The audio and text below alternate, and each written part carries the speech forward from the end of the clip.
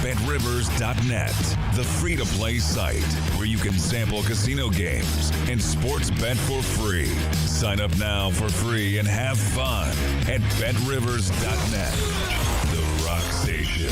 Eagle 98.1.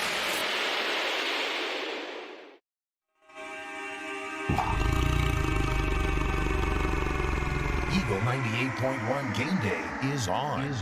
Presented by your local Super Chevy dealers and Home Bank. Good for business, good for life. This is LSU football. Jenkins out wide to the right. Williams in the backfield. Gets the carry.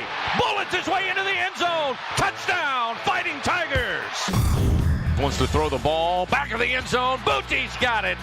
His first touchdown of the year. Touchdown, Fighting Tigers. LSU football on Eagle 98.1, the flagship home of the Tigers. Tonight from Ben Hill Griffin Stadium in Gainesville, it's the LSU Tigers and the Florida Gators. Now, Here's Charles Sandegriff and Matt Musso. From Rouse's Market, Burbank at Lee. Welcome to Eagle 98.1 Game Day.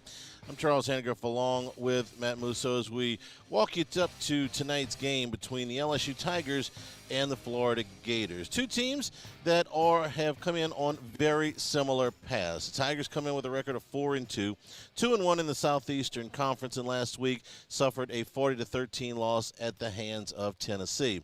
Florida is also 4-2. They are 1-2 in the Southeastern Conference. A week ago, they beat Missouri 24-17. As I said, both of these teams have very similar paths in. Both of them have one really good win. LSU beat Mississippi State, and Florida beat Utah. Both of them have one really bad loss.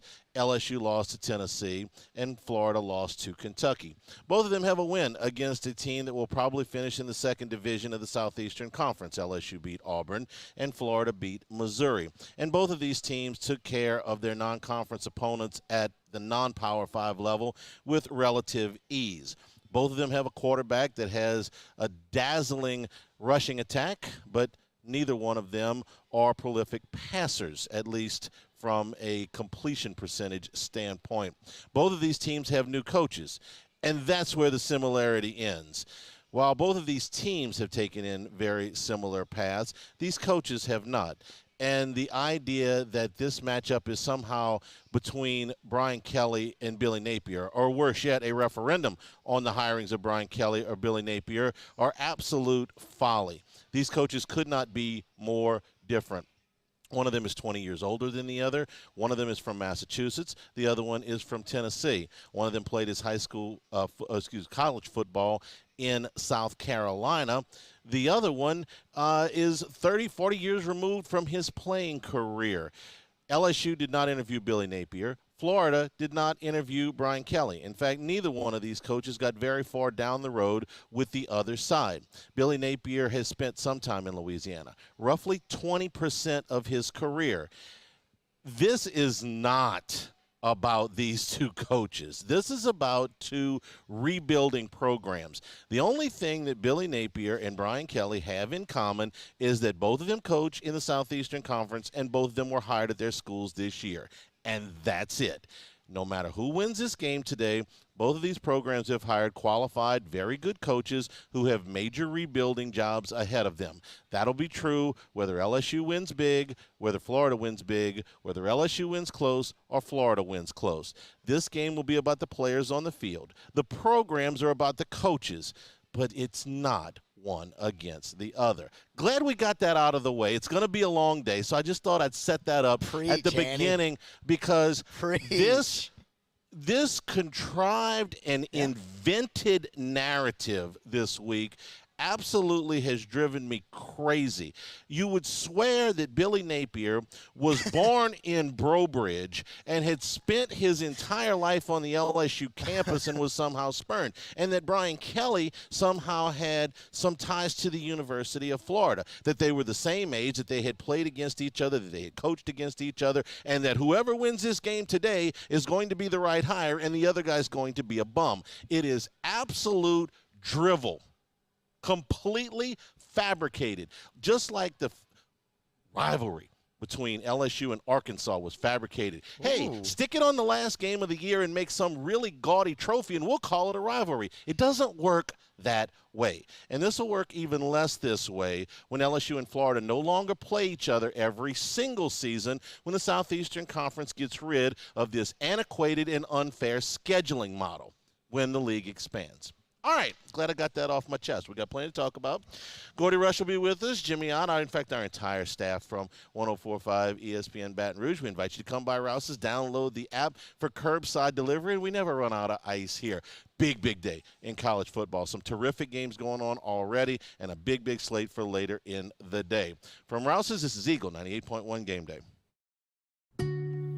I am Juliet, daughter of Marguerite, granddaughter of Gabriel Piera. I come from a line of strong women who knew struggle and success too. Still, I was scared by my breast cancer diagnosis, but I had Blue Cross coverage, which meant I got care from top doctors. I'm strong like my mother and her mother before her. The right card, the right care. I've been doing business with Luba for 25 years. They're dependable, trustworthy. It's just the attention to detail with our clients. Our folks have years and years of experience. They're highly trained professionals, but many companies have that asset. What I'd like to think makes Luba a bit different is that we use those talents in a way that truly is dedicated to serving the needs of the folks who depend on us. Gulf Coast Office Products is a nationally recognized Savin office equipment dealer based right here in Louisiana. Over 100 employees strong, Gulf Coast has the boots on the ground to support all vertical markets, from education, engineering, legal, and finance. With the latest in office technology, from desktop to production segment units, Gulf Coast and Savin have the perfect fit for you. Call 225-756-2644. That's 756-2644 for Gulf Coast Office Products. Oh, hey, what's up? It's Big V and Bubba, 100.7 The Tiger Morning Show. We'd love for you to join us every weekday, 4 a.m. till 9 a.m. Yeah, everything you want in a show. Country music. We got laughs. We got celebrity in-studio guests. We just need you. Join us every weekday morning, 4 a.m. to 9 a.m., right where it all started. That's right. Louisiana's country station, 100.7 The Tiger. ServiceMaster Elite create clean, disinfected work environments. As a local business, we take pride in serving the New Orleans and Baton Rouge areas. Our cleaning protocols follow CDC and OSHA standards for healthcare settings, offices, senior living, restaurants, and industrial plants. Contact ServiceMaster Elite to get your operation ready for reopening with germ disinfection cleaning. ServiceMaster Elite, the trusted choice in professional cleaning since 1996. It's no secret, the best oysters in Baton Rouge are at Jolie Pearl Oyster Bar. Enjoy mouth-watering South Louisiana flavor and oysters from all over the country. And don't forget our nightly drink specials.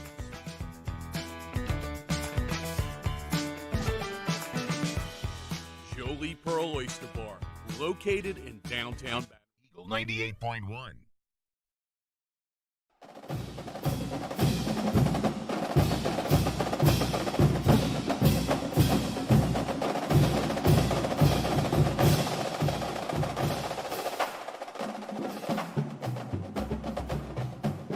Eagle 98.1 Game Day continues from Rouse's, Burbank at Lee. Gordy Rush has been tied up in can we call it an airplane snafu? I want to call it an airplane snafu. He just told me he's actually on an airplane, so I think that's a great thing to call it. All right, so that's why we were not notified, because Gordy's in an airplane snafu. So we will do skull session right here. All right, so let's talk. We're going to start with the LSU offense.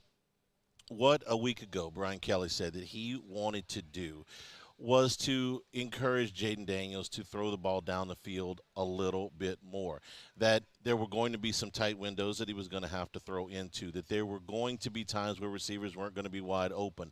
Most importantly, that if you throw an interception, we're not going to yank you out of the game. Now, that was all fine and good until LSU found themselves behind 2 scores, 3 offensive plays into the game. So what I saw was a quarterback that made some throws, a couple of third down throws to Malik Neighbors, but in particular in the first half that I thought were good.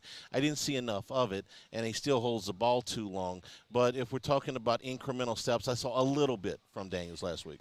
I'll be honest, Andy, I was surprised after the game to hear Brian Kelly say that the part of the offense they liked was quarterback, because I'm with you. I thought you saw moments. The throw on third down where he fitted into, I think it was Neighbors on the sideline when they were backed up against their goal line, sticks out. But you also had a couple drops, but it wasn't, I think what we all thought going into just listening to what they preached all week, that is they were coming out and taking some shots, and it was going to be a concerted effort to throw the ball downfield. Now, granted, like you said, the way the game started, maybe that changes a little bit of that, but it wasn't necessarily what I expected to see from LSU in that situation, just from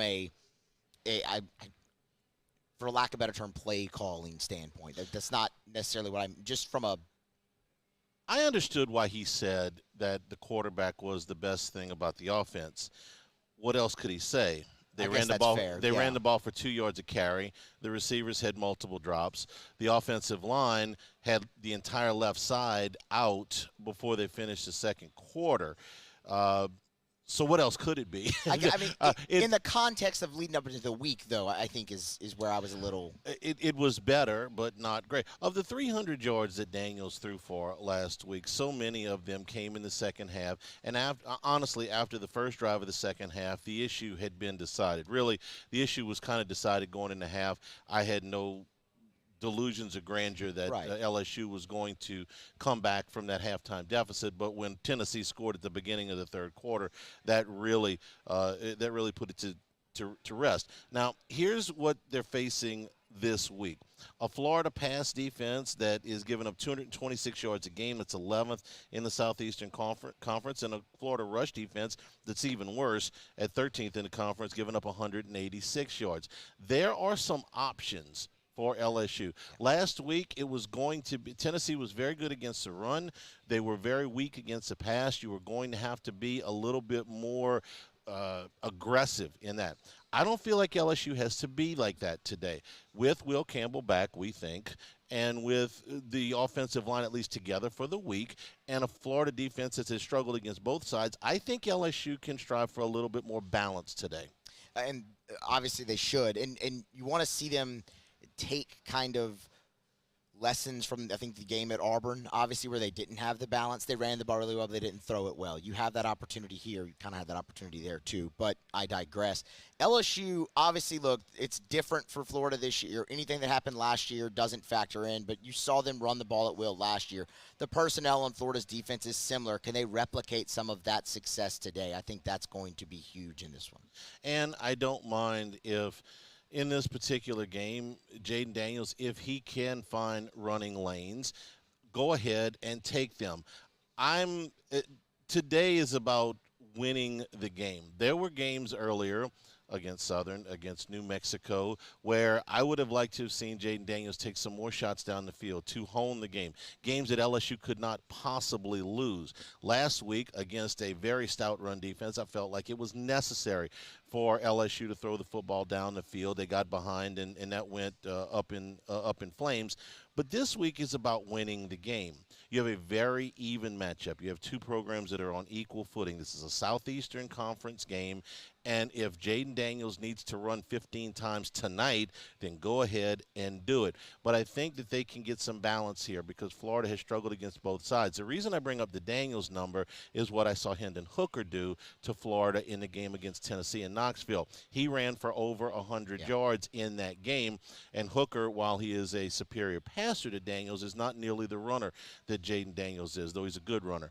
So I think LSU really, this is the first time, other than maybe the the Auburn game, where there's the potential for some offensive balance today. But somebody besides Daniel's got to run the football if that's going to be the case. Yeah, and I mean, that's where you look at Noah Cain and John Emery and Josh Williams, right? I mean, I think you saw John Emery specifically against Auburn. I'd go back to that just because it's a road game or whatnot. I see the opponent again. He really took control late in that game until the fumble, and then you went back to Josh Williams. So I would imagine you see Josh Williams get the start. That's kind of been the way they've gone since Armani Goodwin's gone down, and then you rotate in the other three guys. You don't have Garrett Dellinger today, but you'll move Miles Frazier over to left guard and have Bradford on the right side. I mean, that's a unit that you have played with at least this year. It's another different combination, but those guys have been out there, and as you said, they've been out there for the week as well. I've got no problem with Josh Williams getting some carries. He's an honest back. He'll get up the field. He runs north-south. But I would also like to see the other two, especially Emery, get more than just a couple. Emery's the one guy that's got maybe a chance to break it. He's not nearly the bag that he was made out to be coming out of high school, but he still has a little bit of wiggle and a little bit of speed. And we saw in the Auburn game where, hey, listen, there's the ability to break a tackle. So I would like to see him get some opportunities in that vein today. So much of this has got to do with the situation in the game. LSU, it feels like in the 4 Power 5 games that they have played, have been behind the whole game. Because in the Power 5 games, they have been behind about 80% of the time. It is so much more difficult to call plays when you are behind 2 scores. That was the case all of last week, most of the first half against Mississippi State, most of the first half against Auburn. If they can, I hate to say it exactly like this, but if the special teams cannot be an absolute 4-alarm fire, then I think LSU's got an opportunity to get into the rhythm of this game, get into a flow, get some offensive balance, and don't feel like they're having to play with this. And I got nothing against playing with a sense of urgency, but when you're playing with a sense of urgency because you are behind, it makes things much more difficult. It's a different sense of urgency. I mean, is that fair to say? Yeah. Right? I mean, there's a difference with coming out and playing with your hair on fire and getting off to a quick start that way on the road, rather than what you're saying, spotting a top 10 team in your own building, 10 points, and then having to play from behind with. It's a different sense of urgency, and we haven't got to see them have the former yet really this year in a Power 5 game. I would very much like to see that. I don't know how else you describe special teams other than a 4-alarm fire. Well, I it's been every phase. It's been every phase of special teams that they've had some type of struggling. Here's what I would like to see. Write this down. Okay. Click the pen. Here we go. 5 yards of punt return. Okay. 5 yards of punt return against. 22 yards of kick return. 22 yards of kick return against. No blocks and no turnovers. Yeah, no muffs. Yeah. Don't turn the ball. I'm not asking for Willie Gault. Okay. I'm not asking for Devin Hester here. I'm asking for don't screw it up so bad that you're playing catch up from the beginning. Reasonable returns against. Try to keep the penalties to a minimum. If you miss a field goal, you miss a field goal. Okay. No turnovers and no blocks. That's all I'm asking. If you can do that, got a fighting chance. We'll flip sides of the ball here when we come back. We'll take a look at LSU's defense against Anthony Richardson and the Florida Gators offense. This is Eagle 98.1 Game Day. Crime has serious consequences, but anyone can make a mistake. If you find yourself in trouble with the law, know that you have rights, and it's okay to demand them. The law offices of O.C. Brown are here to protect you and your rights. Felony or misdemeanor, DUI or drug charge. No matter what crime you're accused of, you still have rights. Let the law offices of O.C. Brown uphold them. Call 225-343-1111. Your law firm for a lifetime. I've been doing business with Luba for 25 years. They're dependable, trustworthy. It's just the attention to detail with our clients. Our folks have years and years of experience. They're highly trained professionals. But many companies have that asset. What I'd like to think makes Luba a bit different is that we use those talents in a way that truly is dedicated to serving the needs of the folks who depend on us. ITI's got all these programs. Once I started and learned everything about the school, it was worth it. The challenges that ITI presented me with, it allowed me to build myself up. All because of ITI, I actually was able to get a job within 3 months before graduation in my field. Get the hands-on training you need for the job you've always wanted. With so many companies hiring right now, it's the perfect time to come to ITI Technical College. Enroll today for a better life. This summer, meet Acura's heroes of performance.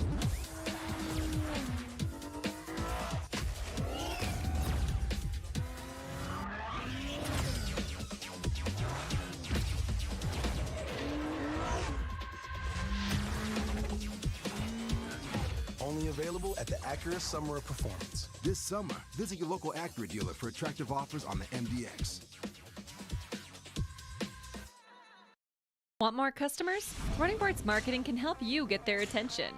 Imagine your brand's message on a giant LED billboard truck that can't be skipped and is nearly impossible to ignore. Running Boards Marketing is the leader in effective and affordable advertising on digital mobile billboards, which are 2 times more effective than traditional billboards. With a 97% recall rate, you'll leave a lasting impression with your customers. Visit us online at runningboardsmarketing.com so we can drive your message to where the people are. Shop, shop. Order curbside pickup online or with Rouse's Market Shopping app and let Rouse's personal shopper shop for you. Curbside pickup is free and you pay the same price for groceries as in-store. Use code SAINTS20 and save $20 on orders of $100 or more. That's curbside convenience. Shop a style. Eagle 98.1. Eagle 98.1 Game Day. Skull Session. Defense. Presented by Edward Jones, making sense of investments. Now here's Charles Hannegriff. And from the LSU Sports Radio Network, Gordy Rush. Rush.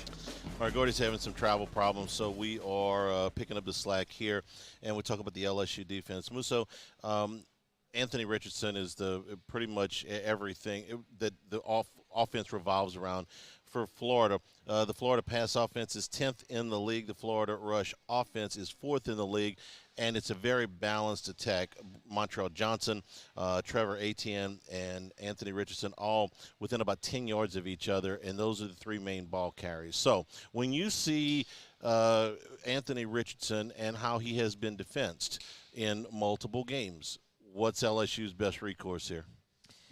Take away the run and make him beat you with his arm. I mean, right? That's got to be the way to go with it. They don't have the weapons on the outside that you're used to seeing a Florida team have. He's had really one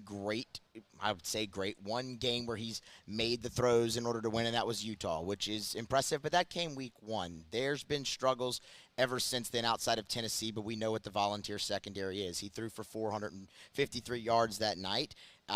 It hasn't been anywhere close to that since, save the game against FCS Eastern Washington. So, look, you think back to last year's game, he did have success throwing the ball against LSU, kind of let it come back there, but he did throw 2 interceptions. So if you can force him into some mistakes with his arm and limit the production on the ground, you look like you have success, I think, if you're LSU.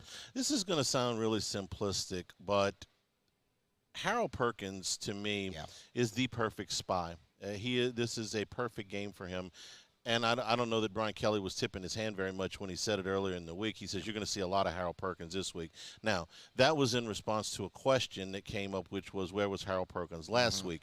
It was the one answer in Kelly's press conference that I really didn't like, which was, well, we moved him out of position to a different position, and because of how Tennessee was lined up, it didn't really allow for him to get in the game as much. Okay, you cannot allow your opponent to schematically take one of your best players off the field. So I didn't like that answer, but I liked the answer for this week, which is that this game sets up perfectly for Harold Perkins. Perkins, when we watched him against Robbie Ashford, did a really nice job of taking away certain angles. He's not only got the speed, but he's got the football IQ, at least from what I saw so far, that he's a very good spy. Being a good spy means that you have to be able to break down. You have to take proper angles. You got to do more than just be able to run fast. And I thought Perkins did a really nice job. Now, Ashford actually took advantage of it much more than I thought he would be able to. He threw for over 300 yards in that game. If Anthony Richardson throws for 300 yards and rushes for 20 and Florida wins, and you just say, you know what, you were better. You beat me with your second-best pitch. Congratulations. Best of luck down the road. But I think this game sets up really well for Harold Perkins. And that, to me, is one of the things that they can do against Anthony Richardson. But I am more concerned about the rest of the Florida attack because it's not like they've got just him. They've got multiple guys that have been able to pile up the rushing yards. So this is a good rushing football team besides the quarterback. No, it is. I mean, and a lot of it has to do with their offensive line as well. I mean, look, we'll wait and see. I know Osiris Torrance, preseason All-American guard, is a game-time decision for them, but he's their best offensive lineman, but they've got plenty to go on there, and they pound the rock behind him, and it's dumb. It's kind of the complete opposite of Auburn that we were talking about earlier a few weeks ago, where it's like, man, they always have the identity. They're always going to run the ball. We haven't seen it. Florida, you've seen it from them plenty. So when you talk about Billy Napier's offense, a lot of the things that they were doing in Lafayette with Levi Lewis, they have done with Anthony Richardson. Richardson is a superior player, but it doesn't mean that there's not things that you can do to curtail him. You watch the Tennessee-Florida game. In fact, I think we watched it together. Yeah, we were watching it together. Yeah. How many times do we sit here and go, I can't believe he made that throw. I can't believe he made that throw. I can't believe he made that throw. Because we hadn't seen him make that throw in the other games.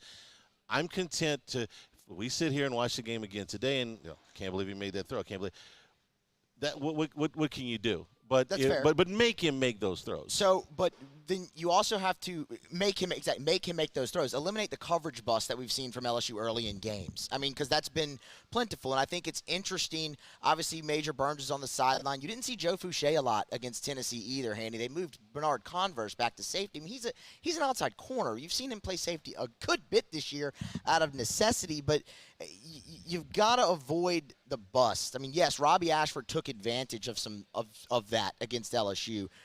I'm with you. Make him make the throw. So we do sit here and say, I can't believe he made the throw. Here's the other thing, and I hate to keep going back to the good start, bad start again. It's a lot easier to kind of dictate what Florida's doing if you have the lead. That's If you spot Florida 7, 10, 13 points, in that building, it becomes very, very easy for them to dictate flow of the game, for them to dictate tempo, for them to run the football without feeling like any sense of urgency. Now, you go out and you take the lead and make them feel like there is more of a sense of urgency on their side out of the necessity to throw the football, then yes, I think you can. It becomes so much easier. I hate that it's broken down to something so similar, but LSU handed Tennessee 10 points last week on special teams, and because they did, they were swimming upstream from the very beginning. Don't do that.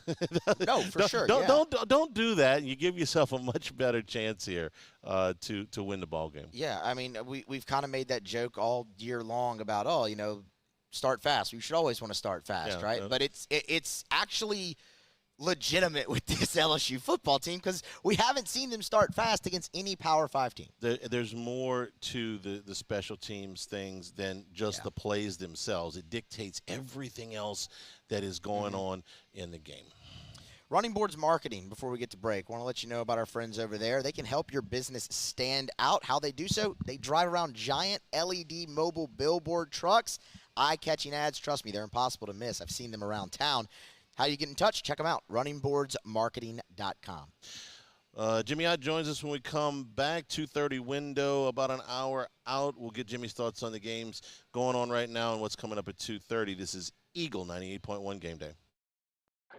Oh, hey, what's up? It's Big D and Bubba, 100.7 The Tiger Morning Show. We'd love for you to join us every weekday, 4 a.m. till 9 a.m. Yeah, everything you want in a show. Country music. We got laughs. We got celebrity in-studio guests. We just need you. Join us every weekday morning, 4 a.m. to 9 a.m., right where it all started. That's right. Louisiana's country station, 100.7, The Tiger.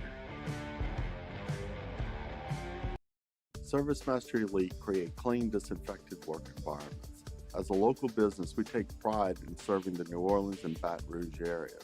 Our cleaning protocols follow CDC and OSHA standards for healthcare settings, offices, senior living, restaurants, and industrial plants. Contact Service Master Elite to get your operation ready for reopening with germ disinfection cleaning. Service Master Elite, the trusted choice in professional cleaning since 1996. It's no secret. The best oysters in Baton Rouge are at Jolie Pearl Oyster Bar. Enjoy mouth-watering South Louisiana flavor and oysters from all over the country. And don't forget our nightly drink specials.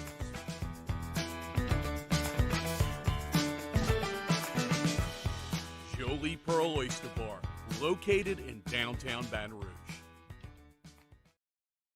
I'm Jay Ducote. I grew up learning how to cook at LSU tailgate parties and right in my own backyard. And I created JD's Louisiana products to bring that Louisiana flavor to you at home for your backyard cookout. JD's Louisiana barbecue sauce, Louisiana molasses mustard, spicy and sweet barbecue rub, and more are available at your local supermarkets or by logging on to jducote.com/shop. Put in promo code CST for 25% off at checkout. Eli's always been into grilling. It took us a while to see it, but the signs were there. What are you doing, Eli? I knew grilling was my thing. I have been talking about it throughout my career. Happy with the results? I am. Got the new grill from barbecueguys.com. It performed great.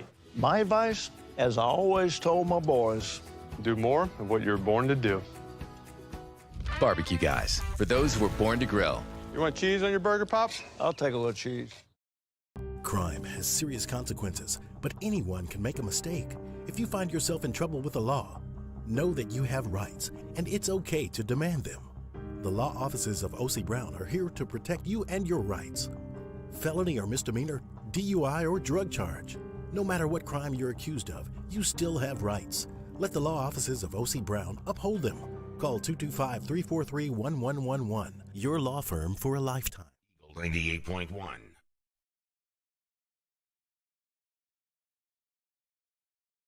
Eagle 98.1 Game Day. Otter Locks. Presented by Lofton Staffing Services. Lofton Staffing Services. At Lofton, we put people to work. Call us today at 924-0200 or go to lofton.jobs. Now, here's Jimmy Ott. And we bring in Jimmy Ott to take a look at today's games. Jimmy, good afternoon. Good afternoon, Charlie. We've been waiting for this card for a while, man. This is a great college football card this weekend. And the early results haven't disappointed. We got some close games. We've got some unusual things happening. Let me start in Oxford, where Ole Miss jumped out to a 14-0 lead, but Auburn clawed their way back into this thing. They were down by 11 at the half. They got a touchdown in the beginning part of the third quarter. Ole Miss has answered with a field goal. 31-24, Ole Miss leads this thing, but it looked like a blowout early, but Auburn has really found something, and they have been able to run the football against the Rebels. It was actually 21-0, Charlie. That's right, 21-0. Yeah. Yep. Right at the beginning of the second quarter, and you know the Ole Miss defense, which had been really good, it's finally showing a little bit of what we've seen over there in whether it's Hugh Freeze or Lane Kiffin, their defenses because they were going so up tempo and throwing the ball so much that they were just kind of making their defenses vulnerable. They couldn't practice, against the power running game. They did not. Here's an onside kick attempt by Ole Miss, and they get it as we speak after the field. Yeah. Yeah. But finally showing, and that's an old Lane Kiffin play too. We talk about him changing, run-based control, running game, and defense. But because his defense has been kind of on the road for a little bit. We said 21-0. They had outscored them 24-7. But now the field goal and the onside kick, that's a the old Lane Kiffin move right there, Charlie. Yeah, it sure is. I'm just I was really thinking that this was going to get out of hand, so I'm impressed that Auburn was able to fight their way back in the game. Let's go up to Ann Arbor, where Michigan has just scored to go up 31-17.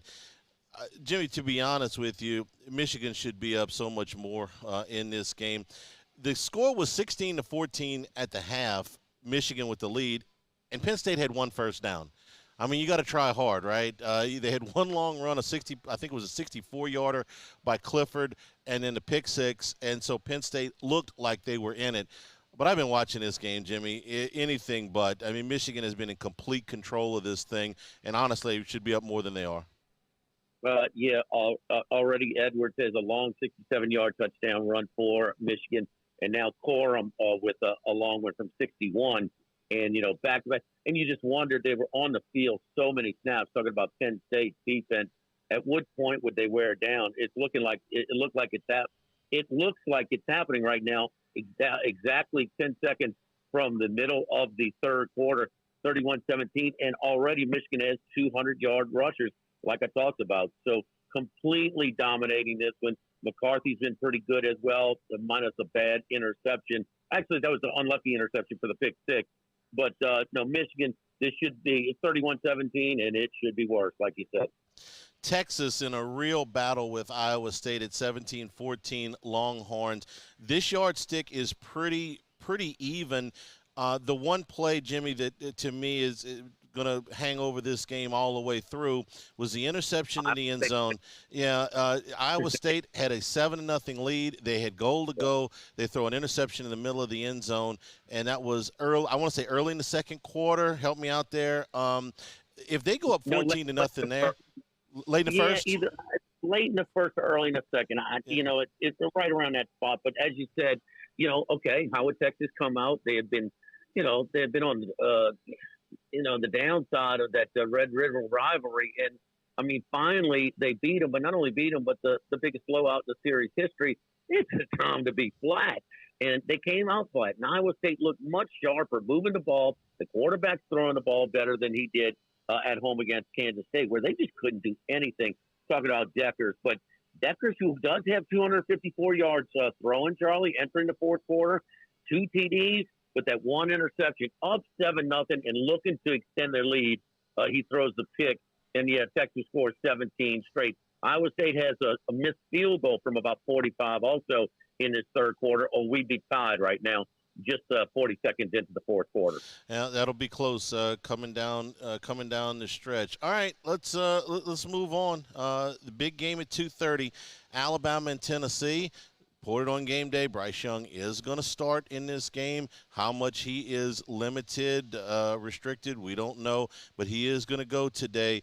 We've been talking about this game all week. Jimmy, yesterday this line popped from 7, which it was yesterday morning, all the way up to 9. It's where I'm at. It's holding at 9 right now. So we figured that Young was going to play.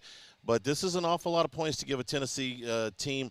I think both of us used the term, if not now, win. Tennessee's got an advantage today, home field, and, well, this is their chance to break that 15-year losing streak. A couple of public dogs today. The first one is Kansas, a big public dog earlier today, even though the line went up because you had some respected money come in on Oklahoma. And you got a big public dog in Tennessee at over, 75 to 80% of the handle on Tennessee plus the points, including you and I. Yeah. Including you and I. And we know we're going to have 100% Hendon Hooker.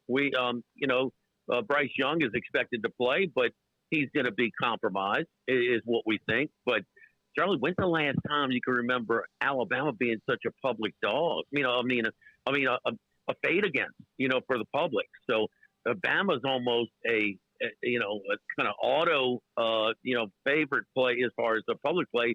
Not the case, man. People all really set on Tennessee, and maybe it's got something to do with just last week. Tennessee on the scoreboard. We knew that everything went their way, but, man, they demolished LSU, and Alabama's fighting for their life. So classic recency bias winning out over some familiar trends as Tennessee's a big public dog, and I'll take my chances with them, man. They've got the quarterback, and they're much more informed than Alabama is right now. Otter, sticking with 2:30, it's a great slate there to the Big 12. Oklahoma State and TCU up in DFW. Line up to 5, hung around 3.5 for a while. Now TCU 5. Spencer Sanders for Oklahoma State, of course, got banged up towards the end of their game last week. Looks like he might give it a go, but Max Duggan and TCU's offense, they have been humming this year. Yeah, top 5 in the nation in yards per attempt. I mean, they're extremely explosive, and that's just not a couple of overachieving college players. They got a couple of pros on the outside, and they've been red hot. Matt Gundy, catching points has been unbelievable lately. But TCU is one of the few teams in top 5 in yards per attempt, and also top 20 in yards per attempt defense. So, I mean, this is a runaway train of an explosive team.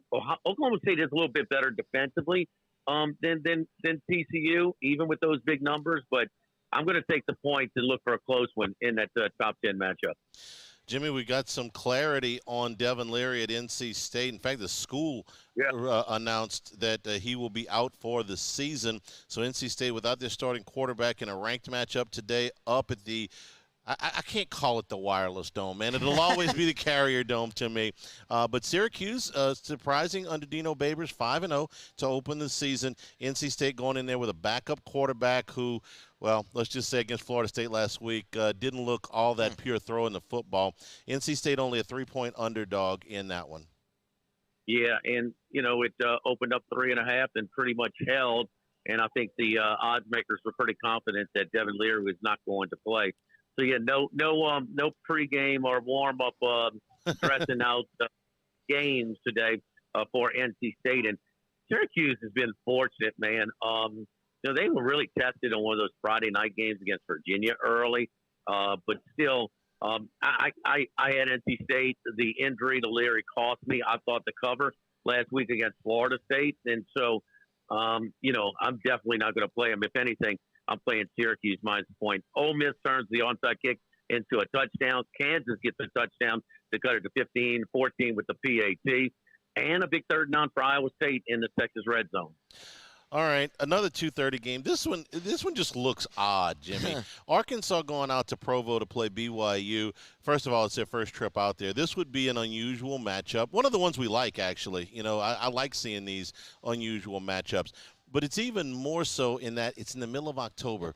You see a game like this, a schedule like this, you think, okay, that's before conference play starts. So it's a really odd spot on the schedule, I suppose necessitated by BYU for one more year at least as an independent. But Arkansas gets K.J. Jefferson back today. This line is kind of fluctuated between a picket and a 1-point spread. Arkansas at BYU at 2:30. How many SEC teams can you remember going to Provo, period? I think I remember a Mississippi State visit, maybe that one year. Yes, yeah, I think you're right. Very unusual in the middle of the season. And with a team that's kind of fighting an uphill battle every year, because they play in the West, because they've been one of the weaker teams in the West, Arkansas' schedule overall ranks as one of the best. And one of the toughest in the country. And then you're going to tack on Cincinnati, who played in the playoff last year, and a preseason ranked team on the road in the in the altitude. It's a tough assignment. With all that being said, I'm just not that impressed with BYU. In that game in Las Vegas last week, Notre Dame got very average at best quarterback and still won comfortably against BYU. So. BYU against when Baylor visited. They were very fortunate that game went to overtime, and then they won it in overtime. There was some crazy place-kicking woes in that one. So I think Arkansas can go there and win the game. I like K.J. Jefferson coming back this week for sure. So I'll take Arkansas in even as odd of a spot as it is. Otter sticking in the SEC, moving to 6:30. Mississippi State, they travel up to Lexington. Will Levis will be back for the Wildcats. Will he be 100%? Probably not. Will Rogers, on the other hand, has been fantastic. And, man, Kentucky has really struggled to run the ball even with Chris Rodriguez coming back. The Bulldogs, 3.5 is what I'm looking at right now. So a gratuity, restaurant gratuity percentage would do good for Levis and what I saw from his backup. 18%. Levis is way better than that cat from last week. So this makes it interesting. Mississippi State, can Mississippi State even be looking ahead next week to Alabama? Oh. Not sure. You would hope. But the one thing that we don't think about with Leach is, kind of a control, a possession oriented offense. They don't have a bunch of explosive plays, but they're sort of a possession pass-oriented team. A lot of underneath stuff, moving the chains, holding the ball from their opponent. And when some of these gimmick offenses can compromise your defense, it's actually keeping their defense off the field. And they are one of the few teams that has both the top 25 yards per attempt and yards per attempt defense. And it's about their ball control, too, and kind of keeping that defense flat. I like Mississippi State to go in here and win, but I can't lay any type of points. This game should be close to a pig. I'll take Kentucky. I like the 4 if it's still out there. All right, Jimmy, there's a game in Salt Lake City tonight that I get the feeling that a lot of professional handicappers have been waiting on. USC is going as a 3.5-point underdog to Utah, but I get the feeling that the professional handicappers that are waiting on this game have been waiting to bet the Utes. And they got a little bit of a bonus last week when Utah lost at the Rose Bowl, so they're getting to buy at a little bit of a cheaper price. You've talked many times about how much different a team Utah is at home. So, Utes minus 3.5 against the Trojans tonight at 7 o'clock. Yeah, and I'm on the Utes, and I have been waiting for this spot a little bit. Yes, the number comes down. This thing opened up as high as 10.5 in Las Vegas for the college football games of the year, and I thought that was a little high. And a lot of people knew they could get it at a better price and jumped on USC pretty quick. USC got some favorable calls last week, allowed them to cover at home against Washington State. Both teams have been looking forward to this one, though, Charlie. And, maybe the Utes are not quite that team that we saw on January 1st against Ohio State in the Rose Bowl that looked so good. So not just to lose, but not even come close to stopping DTR and UCLA, that offense. Sometimes it's just as simple as this. Utah, of all places, they're a lot bigger venues in the country, but they are as big of a disparity home and away as any team in college football. I'm going to take the Utes at home and against us, I think an inflated point spread value for the USC Trojans. All right, last one. I don't know that you got Phillies. What's three-run shot for the Phillies. Oh, okay. I think it put the Braves at 6-run third yesterday. Oof. Wow, that buried Atlanta. LSU and Florida. I don't know that you've got a strong opinion as far as the point spread on this game, and it's down to 2 where I'm looking. But just some thoughts on the game. It looks like the point spread is telling us a pretty even game, could go either way. Just an angle or two. Doesn't have to be a gambling angle. Just a thought on the game. Don't you think these programs, resource-wise, history-wise, expectation-wise, budget, LSU's a little stronger. Florida's got more in-state recruit. It's a wash. They got better facilities. We can go back and forth, and also both compromise rosters with first-year head coaches, and it takes its toll a little bit. I'm certainly not the same skill set, especially body build, quarterback, but pretty much the same. Neither are very committed to the passing game, throwing the ball, and they're looking to run and maybe better as running quarterbacks. So many similarities in this crazy series. We wonder if it's going to be kept permanent if they do shake up the scheduling in the SEC, which a lot of people think that they will. And Charlie, it's kind of a just a non-trusted team. I think it's going to be a lower scoring game. But yeah, as far as picking a team, good luck trying to pick up Richardson. I mean, he is not a good thrower, and he throws for 450 when I got money against him in Knoxville. So I can't figure out these guys. I mean, LSU, one of the better teams, one of the top 4 teams, I think top 4 or 5 in the conference is Mississippi State. LSU drills them after they kind of get settled 31-3, outscoring them to win comfortably there. So I can't tell you who's gonna, what to expect, because they have. I don't think either team. And this is the frustrating thing for me, is I don't think either team, especially LSU, the way they're running things, the way the quarterback is handling things, allows itself for growth. And I think it's the same type of passing game, give up on your routes early that we saw in game one, that we're seeing now middle of the season. And at this pace, it's not going to get any better. Same thing with Florida. So busted plays. Will each team devote a spy defensively, because you certainly respect the quarterback's legs more than their arm? And so I think a sluggish, ugly, low-scoring game. I can't give you a pick either side on this one. All right, who's bringing us auto locks? Tired of trying to put your staffing puzzle together? Then you should call Lofton Staffing at 924-0200. Lofton Staffing, they recruit, screen, and interview people so they're right for the job. Your business needs administrative, industrial, even medical personnel. Lofton has the right person to fit you. Lofton Staffing, 924-0200. and Lofton.jobs. All right, football Sunday tomorrow at 10 a.m. on ESPN Baton Rouge. 2 hours worth of LSU and college recap, plus a look ahead at the NFL. You guys have been doing exceptionally well on your pro picks, so that's tomorrow morning at 10. Jimmy, thanks. Thank you, Charlie. Scoreboard coming straight ahead. Auburn climbing back into things in Oxford. We'll have a full rundown when we return. We are at Rouse's Eagle 98.1 Game Day. They said I was small, weak, said my heart wasn't strong enough. But I showed them what heart looked like, again and again and again.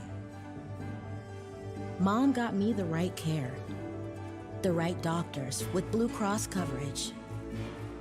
Don't let people tell you who you are. Show them the right card, the right care. This summer, meet Acura's heroes of performance.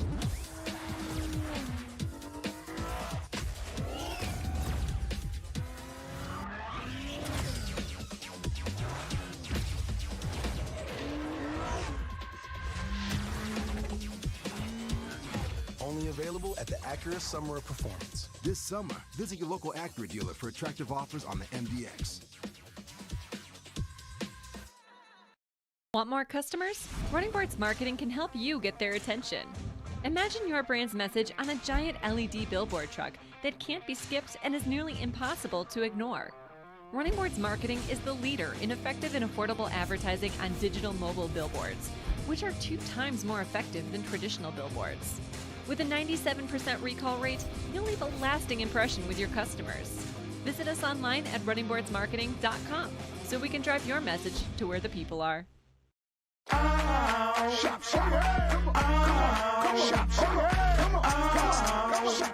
Order curbside pickup online or with Rouse's Market Shopping app and let Rouse's personal shopper shop for you. Curbside pickup is free and you pay the same price for groceries as in-store. Use code SAINTS20 and save $20 on orders of $100 or more. That's curbside convenience. Shopper style. Oh, yeah! I've been doing business with Luba for 25 years. They're dependable, trustworthy. It's just the attention to detail with our clients. Our folks have years and years of experience. They're highly trained professionals. But many companies have that asset. What I'd like to think makes Luba a bit different is that we use those talents in a way that truly is dedicated to serving the needs of the folks who depend on us. Gulf Coast Office Products is a nationally recognized Savin office equipment dealer based right here in Louisiana. Over 100 employees strong, Gulf Coast has the boots on the ground to support all vertical markets, from education, engineering, legal, and finance. With the latest in office technology, from desktop to production segment units, Gulf Coast and Savin have the perfect fit for you. Call 225-756-2644. That's 756-2644 for Gulf Coast. Eagle 98.1. Get a free roof inspection by Garcia Roofing. GarciaDidMyRoof.com. WDGL and HD1 Baton Rouge. The First South Farm Credit College Football Scoreboard. First South Farm Credit. Financing farms and land since 1916. The rest of the day is as good as what we've seen so far. We are in for a real treat. Let's start in Oxford, where Ole Miss leads Auburn 38-31 with less than a minute to go in the third quarter. Tank Bigsby has run for 129 yards and 2 touchdowns for Auburn, who fell behind 21-0 in this game. Jackson Dart for Ole Miss has thrown 3 touchdown passes and has run for an additional 90 yards. Number 5 Michigan leads number 10 Penn State 31-17.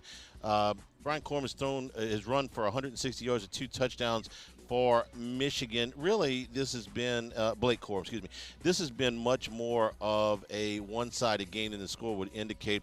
Penn State was only trailing by 2 at the half, despite only having 1 first down in the first half. So Michigan, a pick 6, kept it close. 1 long run by Clifford makes this look a little bit closer than what it is right now. Michigan by 14. Shootout in Norman, Oklahoma leading number 19 Kansas 49-28. Not a whole lot of defense in that one. Texas about to play 4th down and goal from the, I'm going to say the 3-yard line, maybe the 2-yard line against Iowa State. Iowa State leads 21-17 with 4:47 to go. Texas with 4th and goal. We're going to call it just inside the 2 for Texas. They are in a break right now. Number 24, Illinois leading Minnesota 23-14. That game's got about 10 minutes to go. Army leads Colgate 42-17. Central Michigan leading Akron 21-14. Bowling Green leading Miami of Ohio 17-13. All of these games are in the fourth quarter. Old Dominion leading Coastal Carolina 42-21. Hang on, I haven't been paying attention to that game. Coastal Carolina's undefeated. They're getting beat 3 touchdowns. Old Dominion, okay. Into 3, Miami leads Virginia Tech 20-0. Buffalo leading UMass 24-7. That game is early in the third quarter. Games that started at 1 o'clock. Cal and Colorado are scoreless. That's in the second quarter. UConn leading Ball State 14-7. That is also in the second quarter. 2:30 kicks. Monster card continues. Number 1 Georgia against Vanderbilt at Sanford Stadium. That is not one of the games that we're spotlighting. Number 3 Alabama's at number 6 Tennessee. Bryce Young will play in this game. Number 8 Oklahoma State at number 13 TCU. Another battle of unbeatens. Number 15 NC State is at number 18 Syracuse. Devin Leary has been ruled out of this, not only out of this game, but he is out for the season. Arkansas is at BYU. KJ Jefferson will return at quarterback for Arkansas here. Maryland is at Indiana at 2:30. Northern Illinois at Eastern Michigan. Kent State at Toledo. Ohio at Western Michigan. Texas State at Troy. Charlotte at UAB. Western Kentucky at Middle Tennessee. 3 o'clock kickoff for, this is an interesting one, number 25 James Madison at Georgia Southern. James Madison's kind of been the belle of the ball. They're 5-0 and they're covering spreads. They're scoring a ton of points. Tough little tricky trip there into Statesboro. 3 o'clock kick also for Wisconsin and Michigan State. Wisconsin with Jim Leonard as their interim coach. He's making a strong bid to be the permanent head coach there. Tulane is at South Florida. La Tech is at North Texas. 4:30 kick for Arizona at Washington. 5 o'clock kickoff, Rice is at Florida Atlantic. 6 o'clock kicks besides the LSU game include Utah State at Colorado State, UL Monroe at South Alabama, Arkansas State at Southern Miss. 6:30 kickoff for number 4 Clemson at Florida State. Also a 6:30 kick, another matchup of ranked teams. Number 16 Mississippi State at number 22 Kentucky. Will Levis will start for Kentucky in this game. Stanford is at Notre Dame. Nebraska is at Purdue. Memphis at East Carolina. 7 o'clock kickoff in Salt Lake City. Number 7 USC visits against number 20 Utah. Also 7 o'clock kickoff for New Mexico State, North Carolina, and Duke. North Carolina 5-1, Duke 4-2. Basketball matchup with some good football teams. 8 o'clock kickoff in Corvallis, Washington State and Oregon State. 9:30 kickoff in Las Vegas at the Death Star. Air Force at UNLV. 9:45 kick for San Jose State and Fresno State. And an 11 o'clock kickoff for Nevada and Hawaii. No television in that one. Presented by LouisianaCharterFishing.com, the catch and cook fishing experience is happening until the end of the regular season. At the end of the regular football season, one grand prize winner will be randomly selected and notified. That grand prize winner will enjoy lodging and a charter fishing trip for themselves and a friend, along with special guest Chef Jay Ducote. Enjoy a full day of fun on the water. Get to go catching with one of Louisiana's best captains. And after fishing, Grand prize winner and their guests will head back to the camp with Chef Jay for an unforgettable cookout and dinner for all. It's a once-in-a-lifetime opportunity for anybody who loves fishing, food, and fun, and entering to win is easy. All you have to do is visit GoCatch.com and complete the registration form. That's GEAUX catch.com. They'll also have 5 runners-up who will be selected to win a LouisianaCharterFishing.com prize pack valued at $100. Again, GoCatch.com. This is Eagle 98.1 Game Day. When I was a boy, I spent my days climbing trees, catching fish. Barefoot in the river I walked, listening to crickets, counting stars. This was home. After my stroke, I wondered if I'd make it back to the people and places I love. But I got the right doctors with Blue Cross coverage. Your card matters. Your home does too. Oh, hey, what's up? It's Big D and Bubba, 100.7 The Tiger Morning Show. We'd love for you to join us every weekday, 4 a.m. till 9 a.m. Yeah, everything you want in a show. Country music. We got laughs. We got celebrity in-studio guests. We just need you. Join us every weekday morning, 4 a.m. to 9 a.m., right where it all started. That's right. Louisiana's country station, 100.7 The Tiger. ServiceMaster Elite create clean, disinfected work environments.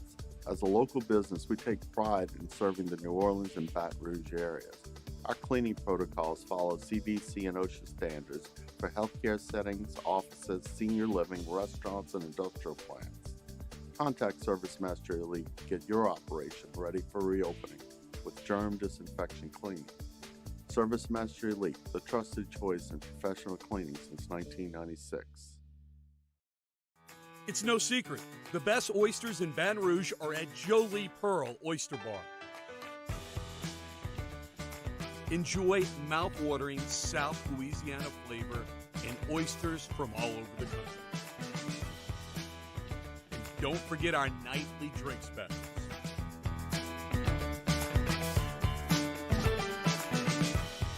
Jolie Pearl Oyster Bar, located in downtown Baton Rouge. Eli's always been into grilling. It took us a while to see it, but the signs were there. What are you doing, Eli? I knew grilling was my thing. I have been talking about it throughout my career. Happy with the results? I am. Got the new grill from barbecueguys.com. It performed great. My advice, as I always told my boys, do more of what you were born to do. Barbecue Guys, for those who were born to grill. You want cheese on your burger, Pops? I'll take a little cheese. Crime has serious consequences, but anyone can make a mistake. If you find yourself in trouble with the law, know that you have rights, and it's okay to demand them. The law offices of O.C. Brown are here to protect you and your rights. Felony or misdemeanor, DUI or drug charge. No matter what crime you're accused of, you still have rights. Let the law offices of O.C. Brown uphold them. Call 225-343-1111. Your law firm for Eagle 98.1. Eagle 98.1 Game Day Scouting Report. Presented by Demco. Demco, powering lives, brightening the future. And welcome back into Eagle 98.1 Game Day, live from Rouse's on Burbank and Lee, continuing to count you down to a 6 p.m. kickoff in Gainesville between the LSU Tigers and the Florida Gators. Let's take a closer look at Billy Napier's squad. Let's welcome in Jim Nagy, the executive director of the Reese's Senior Bowl. Jim, always a pleasure. Good afternoon. How are you? I'm doing great, Matt. So, a disappointing loss for LSU last week. They looked to bounce back with a trip to the Swamp, and they're going to have to get going against a pretty good linebacking core. That's where I want to start. Obviously, number 51, Ventrell Miller, which, well, first of all, it feels like he's going into about his 8th year at the University of Florida. But at times, he's been impossible to miss. One of those was last week against Missouri. You turn on that tape, and 51, well, he's everywhere. Yeah, it does feel like Ventrell's been there a long time. First of all, he's a really high character guy. Had a chance to meet him at the SEC Media Days, and he's really got a lot of juice to his personality. You know, on the field, he's a guy that when he's protected, when those big nose tackles, and they've got two good ones. They've got the 400-pounder, and then they've got an early round junior that if he comes out, he'll probably get picked pretty high.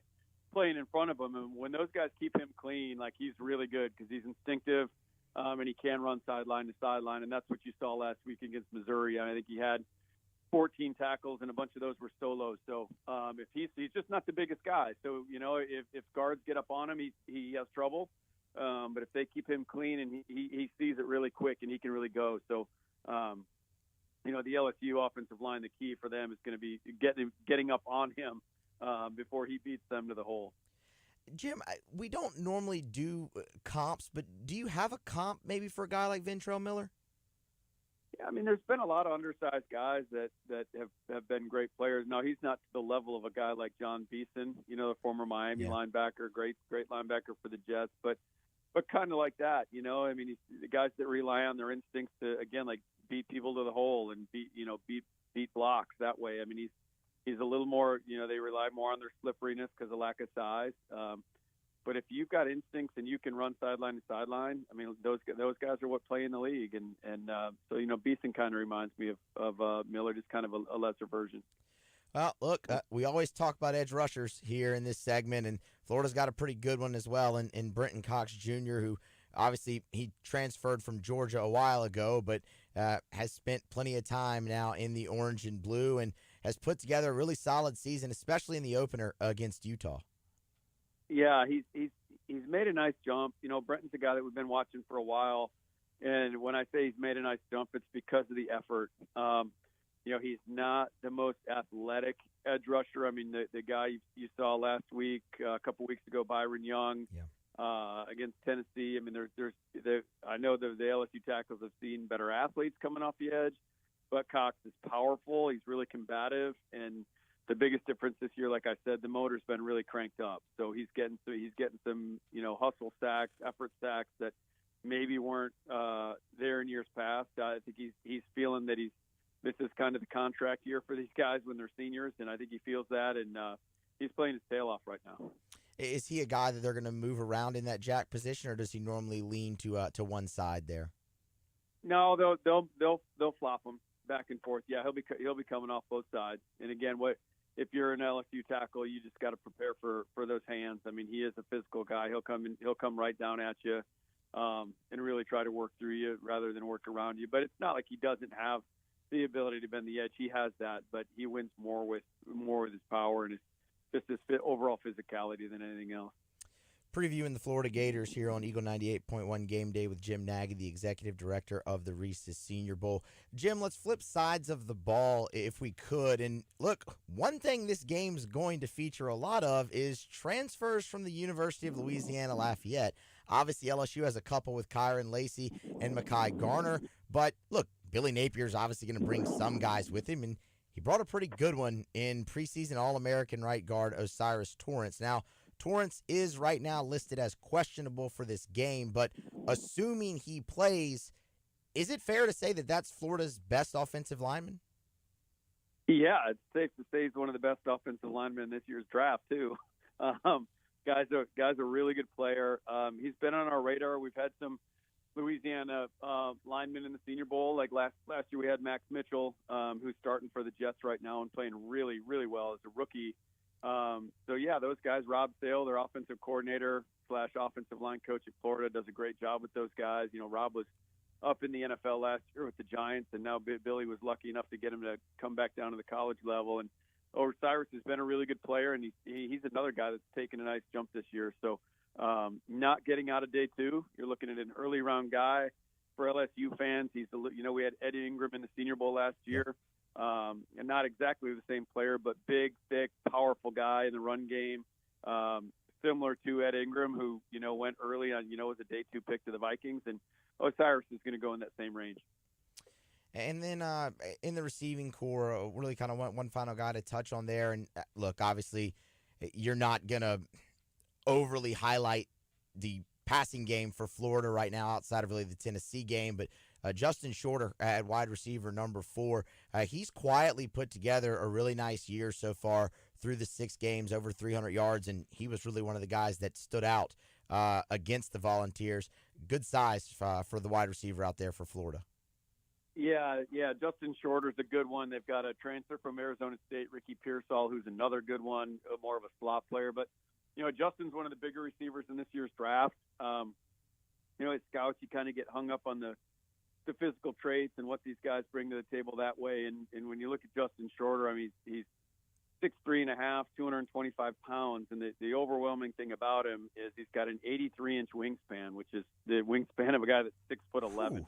So when you talk about that's really, really borderline rare. So when you talk about a guy you can, put it up to, he's got a really nice catch radius. That Tennessee game was by far the best game we've seen him play. Like you said, the passing game has been inconsistent. They need to find more consistency there at Florida. But Justin's a guy that's going to play at the next level. He's big, he's fast, he's strong. And I don't think that we've seen his best football. I think his best football is still ahead of him. So if they're going to make big plays in the pass game, Justin Shorter is probably the guy they're going to need for it to come from. Hey, LSU's DBs, they will draw a tough assignment there with number 4 in orange and blue. Jim Nagy from the Reese's Senior Bowl, the executive director of the Reese's Senior Bowl, joins us every Saturday here on Eagle 98.1 Game Day to preview and scout the competition for us. Jim, we appreciate the time as always. And, hey, next week we'll have another top 10 team to preview being the Ole Miss Rebels. So look forward to it and appreciate the time. All right, Matt. Go Tigers. Thank you. That is Jim Nagy, executive director of the Reese's Senior Bowl. Follow him on Twitter at JimNagy_SB. Follow the Reese's Senior Bowl at Senior Bowl on Twitter. Tell you every week they do a fantastic job profiling and scouting players on their social media and on Jim's social media. And you see LSU guys pop up on there from time to time. We will grab a break, come back from Rouse's on Burbank and Lee with more. This is Eagle 98.1 Game Day.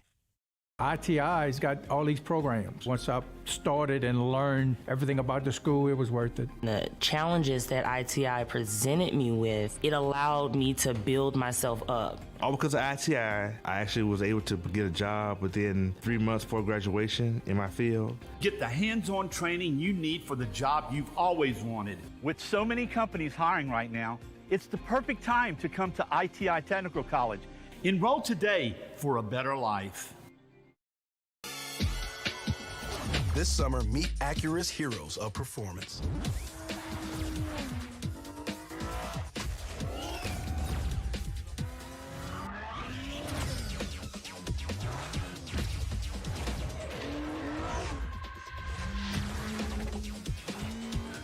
Only available at the Acura Summer of Performance. This summer, visit your local Acura dealer for attractive offers on the MDX. Want more customers? Running Boards Marketing can help you get their attention. Imagine your brand's message on a giant LED billboard truck that can't be skipped and is nearly impossible to ignore. Running Boards Marketing is the leader in effective and affordable advertising on digital mobile billboards, which are 2 times more effective than traditional billboards. With a 97% recall rate, you'll leave a lasting impression with your customers. Visit us online at runningboardsmarketing.com so we can drive your message to where the people are.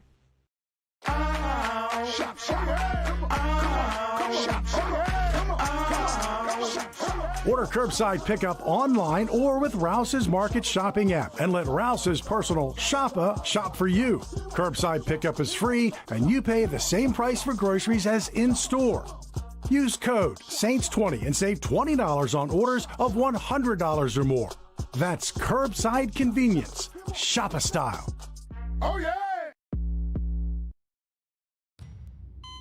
They said I was small, weak, said my heart wasn't strong enough. But I showed them what heart looked like, again and again and again.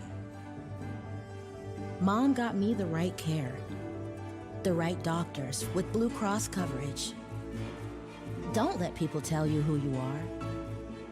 Show them the right card, the right care. I'm Jay Ducote. I grew up learning how to cook at LSU tailgate parties and right in my own backyard. And I created JD's Louisiana products to bring that Louisiana flavor to you at home for your backyard cookout. JD's Louisiana barbecue sauce, Louisiana molasses mustard, spicy and sweet barbecue rub, and more are available at your local supermarkets or by logging on to jducote.com/shop. Put in promo code CST for 25% off at checkout. 98.1. Eagle 98.1 Game Day. Recruiting. Recruiting with Shay Dixon from On3 Sports. Presented by Shell. Shell is the rhythm of Louisiana. And we're back here at Rouse's. Download the app for curbside delivery. LaBerge. Countdown to kickoff is 3 hours and 47 minutes. Let's bring in Shay Dixon from On3. Shay, good afternoon. Good afternoon. How are you, Charlie? Doing fantastic. Ordinarily we start off these things for home games talking about the visitor list. But because there's a lot of overlap here, we're going to start with a road game, and we're going to talk about a visitor list because Florida's got some kids that are in there that are looking at LSU as well. Yeah, I mean, no surprise with this, but this is Florida's biggest visit weekend of the year. I mean, the night game, LSU's coming to town.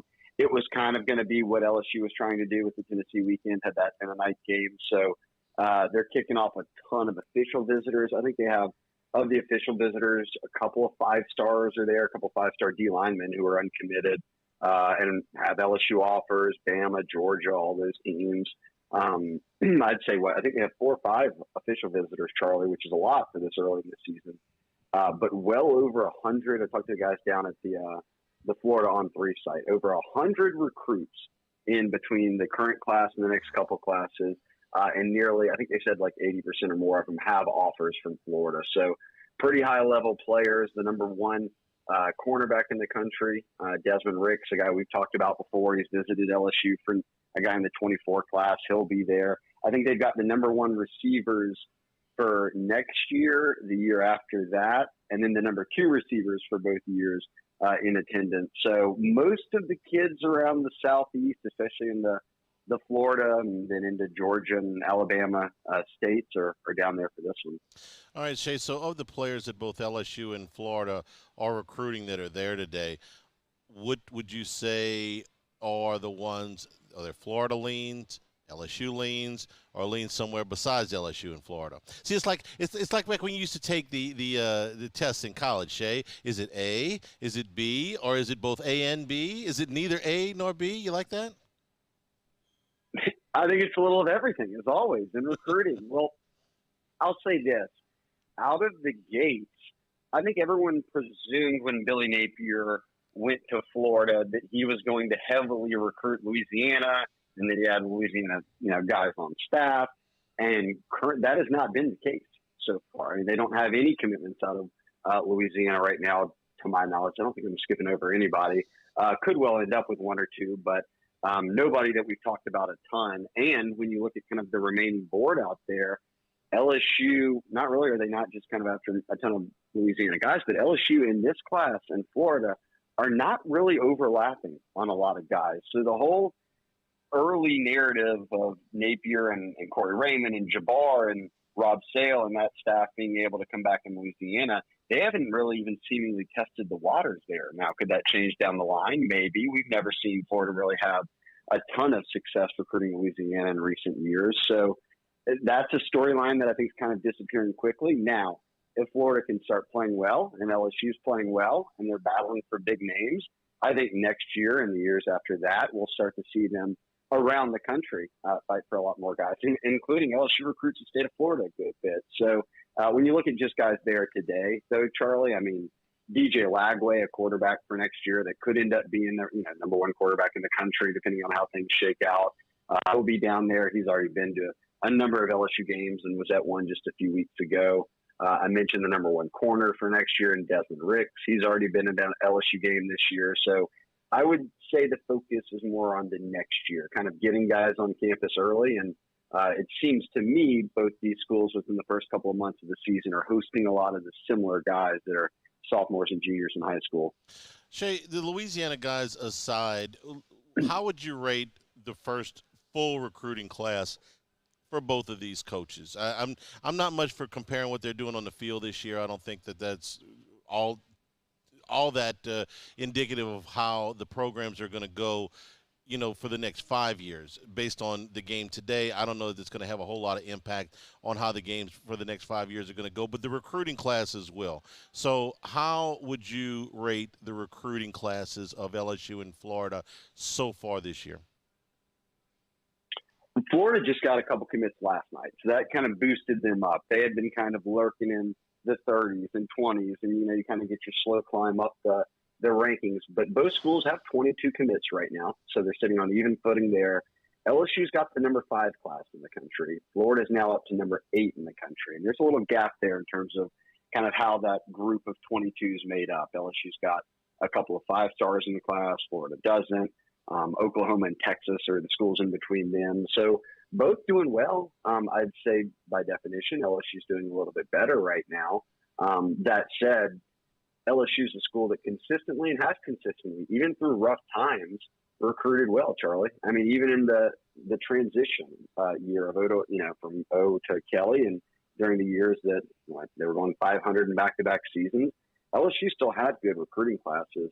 That wasn't always the case at Florida. I mean, there were some years in there where they weren't weren't top 10, they weren't even top 20. So a few classes ago, they had a really good one, but I think that's when things kind of started to shift in the wrong direction for them compared to where they should be. So if Napier can put them into the top 10, which is where they're at right now, that's a change of pace than what they're used to. Dan Mullen got fired because he didn't win enough games, but you could, I think, make the case that he didn't win enough games because he didn't recruit very well. Not because Dan Mullen's on-field coaching, I never really called into question. He called a pretty good game.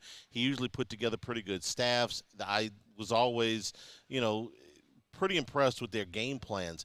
But the recruiting, would you say that was why Mullen ultimately washed out at Florida? Oh, 100%. Well, and that he was unlikable to a lot of the people. He was unlikable when he got there, Shay. Okay, that didn't change. To a lot of people who make decisions. Right. Yeah, I mean, I think that is a reason. And look, we're talking about classes that, are in the 10 to 25 range. And not bad, right? And if you're a good coach, you can coach it up. But the expectation at Florida is when you're in a state like that, and you're in a stretch where Miami and Florida State were not good, and they were not out there taking everybody. Florida never capitalized on it. So I think that kind of played a heavier role into it as well. It was, hey, look, these schools are down right now, and we're still not cleaning up the state. And really a lot of teams coming into the state and just taking all the guys, I think that was a big issue for them. All right, new rankings from On3 this week. What's LSU looking at? Yeah, the top 5 class. They were 6 before, and now there's been some updates across the industry. So the new On3 consensus moved them up a spot. So 22 commits now. 22 commits. The teams above them. Let's make sure I have it right now. Notre Dame, Ohio State, Georgia, and Bama. And I would say all of the classes except Bama are pretty close. Like Georgia, Ohio State, Notre Dame, LSU, all pretty neck and neck in terms of kind of what the groups look like, what the percentage points are that make up the rankings. And then you've got a little bit of a step up to Bama, but there's also a good drop off from 5 where LSU is to get down to OU, Texas, Florida, Clemson, Miami, the teams that kind of round out the top 10. So I'm giving you the who's who. I mean, that's about when you hear all those teams, it also kind of reminds you sometimes, Charlie, of the college football playoff discussion when people say, well, it's just always the same teams. Well, yeah, we'll go look at the recruiting rankings. That's why. I mean, it's because the same teams recruit all the best players every year. So I'm not surprised by any of these teams being in the mix, and I think it kind of sets a nice tone for all of them looking forward of, hey, look, this is the group that kind of makes up the powerhouse kind of feel for college football. And if you're LSU, sit at number 5, you're happy to be there because you're the only one in that group who was going 500 the last 2 seasons. Recruit all the best players. It's a novel idea. I think it's a sound strategy, Shay, I would say. What's coming up after the game on 3? Oh, we'll have a little bit of reaction. If they win, obviously some reactions from all the guys kind of who are either there taking it on TV. And moving forward, look, this next week we're moving into a big stretch. You're going to have a lot of visitors next weekend. So we'll start looking at that with the Ole Miss game. And, yeah, it should be a good time. Check it out, the Bengal Tiger. We might be up on the clock, Charlie, but I wanted to keep forgetting to ask you, when did you get into recruiting? I know you got into it hardcore whenever you have to talk to me all the time. But when were your earliest memories of recruiting? When my first year in the business in Baton Rouge, not my first year in the business altogether, but my first year in the business in Baton Rouge was in 1993. And I was working with a guy that I know you know named Lee Burkeen. And Lee and I were on the same show. And this is before the internet. And Lee would go and watch high school games as much as he could. He talked to coaches all the time. So Lee got me into recruiting, and Lee actually had put on some recruiting banquets that year. He got Josh Booty down here. Wade Ritchie was a big recruit that year. There were a lot of them. So 93, to answer your question. 30 years into it. That's a diehard recruiting fan right there, Charlie. Yeah, I've it's evolved a little bit. Okay, it's a little bit different from when we used to get every now and then we get some grainy footage. But I'll be honest with you, in those early years, there were times where players showed up on campus and it was the first time we'd ever seen them in person. So things have changed quite a bit since then. Well, I don't know if it makes it tougher to predict that or tougher to predict it in a world where NIL and transfer portal and all that exists. So it makes it changes. It changes, but stays the same. Maybe it makes it tougher to go. Well, I didn't know. I mean, how was I supposed to know? I never seen the kid. You can't do that anymore. you can't explain away a bus going, well, I don't know. This is what those guys out in California told us. I mean, how are we supposed to know? We never saw him. Now you can see him, so you can't cover as easy. I will say this quickly before I let y'all go. During the COVID years, that kind of happened. I was at move-in day taking photos, and the coaches were like nervously waiting for guys to show up. And when they did, they're like, he's not 5'8". Like I had never seen him before in my life. So that was an odd thing. I'm still curious to see how everyone's COVID classes pan out. That was reality. Shay, we appreciate it. We'll talk to you soon next week. All right, guys. Ole Miss is in a battle. Auburn has cut this to 41-34. We're under 7 minutes to go. Ole Miss does have the football, but Auburn, after falling behind 21-0, is within 7 points with 7.5 minutes to go. We'll take a break. We'll come back and hear from the players in today's ball game. This is Eagle 98.1 Game Day.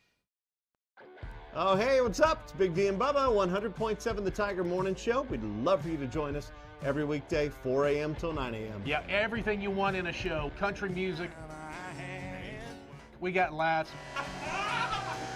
We got celebrity in-studio guests. We just need you. Join us every weekday morning, 4 a.m. to 9 a.m., right where it all started. That's right. Louisiana's country station, 100.7 The Tiger. ServiceMaster Elite create clean, disinfected work environments. As a local business, we take pride in serving the New Orleans and Baton Rouge areas. Our cleaning protocols follow CDC and OSHA standards for healthcare settings, offices, senior living, restaurants, and industrial plants. Contact ServiceMaster Elite to get your operation ready for reopening with germ disinfection cleaning. ServiceMaster Elite, the trusted choice in professional cleaning since 1996. It's no secret. The best oysters in Baton Rouge are at Jolie Pearl Oyster Bar. Enjoy mouth-watering South Louisiana flavor and oysters from all over the country. And don't forget our nightly drink specials.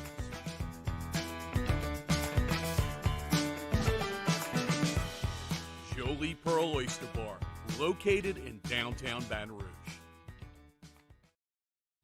Eli's always been into grilling. It took us a while to see it, but the signs were there. What are you doing, Eli? I knew grilling was my thing. I have been talking about it throughout my career. Happy with the results? I am. Got the new grill from barbecueguys.com. It performed great.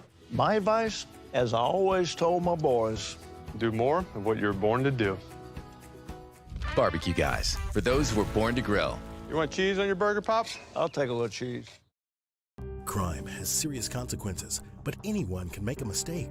If you find yourself in trouble with the law, know that you have rights, and it's okay to demand them. The law offices of O.C. Brown are here to protect you and your rights. Felony or misdemeanor, DUI or drug charge. No matter what crime you're accused of, you still have rights. Let the law offices of O.C. Brown uphold them. Call 225-343-1111. Your law firm for a lifetime. I'm Jay Ducote. I grew up learning how to cook at LSU tailgate parties and right in my own backyard. And I created JD's Louisiana products to bring that Louisiana flavor to you at home for your backyard cookout. JD's Louisiana barbecue sauce, Louisiana molasses mustard, spicy and sweet barbecue rub, and more are available at your local supermarkets or by logging on to jdecody.com/shop. Put in promo code CST for 25% off at checkout. Eagle 98.1. Eagle 98.1 Game Day. Talkin' Tigers. Presented by Louisiana Land Bank. Louisiana Land Bank. They're experts in rural land and equipment lending. Talkin' Tigers. Defensive end Ali Gay. The process of it has been just grow each week and learn from your mistakes and just keep building on what we're trying to build. You know, we know we're not a finished product as a team, as a position group D-line, as a defensive unit. You know, we're not all there yet. You know, each week we're just trying to compete and learn from each other, learn from ourselves, mistakes, and grow every day. So I don't think to say that we're a finished product, you know, that'll be a lie. But I think we focus a lot on trying to grow each week and getting better as a team. Wide receiver Jeray Jenkins. You know, it's a very basic, but you know everybody's ready for it. We ain't worrying about it too much like that. We just worrying about it's our next game on our schedule. We still got to play ball, still got to do what we do best, and we just got to do our assignments and come out with the victory. Cornerback Mekhi Garner. I don't think we just had the urgency. Like, we didn't take initiative to get lined up, to get the calls, to get our cleats in the dirt. I think that was our biggest mistake. Going against a team, especially as good as Tennessee was. Defensive end Ali Gay. As a defense and as a team, we're looking to shake back. You know, we had a tough week last week, a tough loss, but you know that's over. That's in the back. That's behind us now. It's a new week, turn a new leaf, and as a team, we're just trying to grow from that, learn, and get ready for this week. You know, it's a big matchup. It's another opportunity to show ourselves that we are who we say we are as a defense, as a team.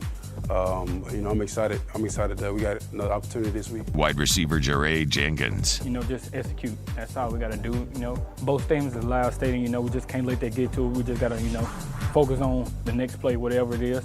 And like that's the biggest thing. You know, just got to stay focused, play the play, and then if we do that, we'll be just fine. Cornerback Mekhi Garner. Oh no, most definitely be excited. You know, like I told the other reporters that he was the one that gave me a shot, gave me an opportunity. But now it's time to put it all together and show him what he created, a monster. Defensive end Ali Gay. You know, they have good running backs, a good running team. So I think we just got to kill the engine, stop that run and then execute in the pass game. But it's a big challenge. Last week we gave a lot of yards defensively, but I think this, like I said, it's a new opportunity to showcase that we are who we say we are, and as a defense we got to stop those backs. Wide receiver Jeray Jenkins. It's been always the same day in and day out. We just we got to get the ball out and stuff like that. Whatever, it's just like we just got to execute better from all around, from the quarterback, O-line, running backs to us, and the tight end. So that's basically been the message. We just gotta win our one-on-one matchups and stuff like that, and we do. The ball come out and be there. Cornerback Mekhi Garner. I say we're taking the initiative today in practice. I felt like it was a big push towards communicating, getting on one page.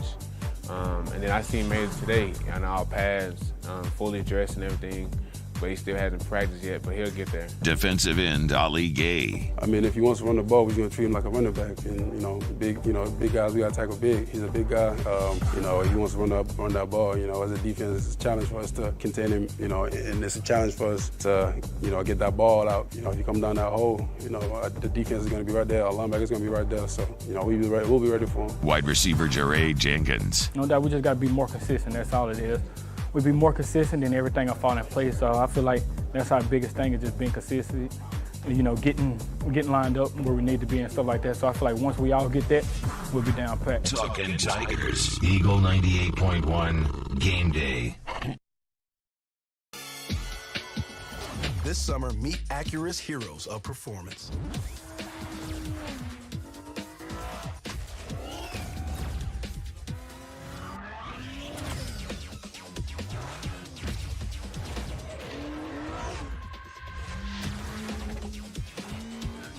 Only available at the Acura Summer of Performance. This summer, visit your local Acura dealer for attractive offers on the MDX. Want more customers? Running Boards Marketing can help you get their attention. Imagine your brand's message on a giant LED billboard truck that can't be skipped and is nearly impossible to ignore. Running Boards Marketing is the leader in effective and affordable advertising on digital mobile billboards, which are 2 times more effective than traditional billboards. With a 97% recall rate, you'll leave a lasting impression with your customers. Visit us online at runningboardsmarketing.com so we can drive your message to where the people are.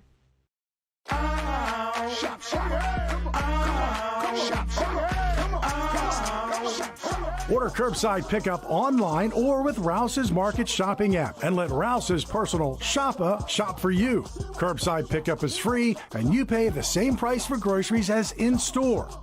Use code SAINTS20 and save $20 on orders of $100 or more. That's curbside convenience. Shopper style. Oh, yeah! I've been doing business with Luba for 25 years. They're dependable, trustworthy. It's just the attention to detail with our clients. Our folks have years and years of experience. They're highly trained professionals. But many companies have that asset. What I'd like to think makes Luba a bit different is that we use those talents in a way that truly is dedicated to serving the needs of the folks who depend on us.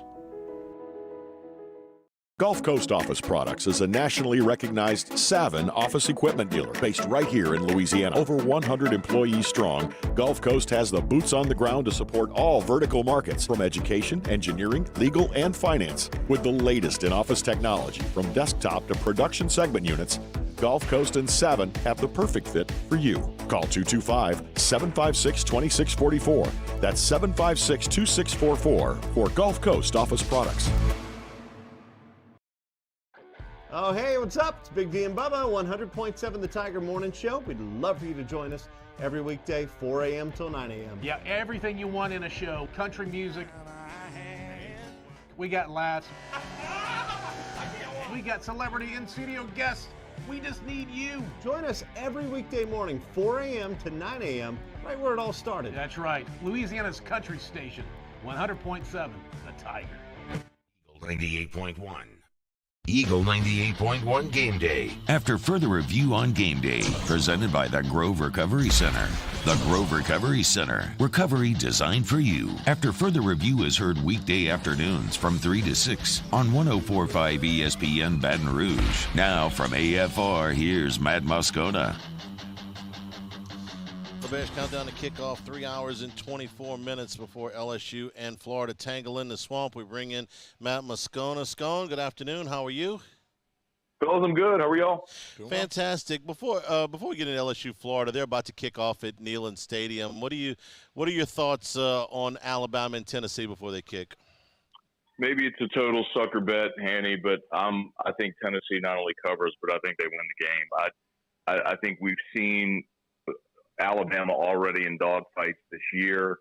And the big part of it, man, is I just don't think Bryce Young is healthy. We've seen TJ Finley sitting for a month with a sprained AC joint. You can tell me Bryce Young in 2 weeks is ready to roll? If they start him and he's not effective, I don't know how they keep up. Arkansas almost nipped him when Bryce Young got hurt. Tennessee will. I think Tennessee's just better right now, and I think they'll win it at home today. Wow. We agree.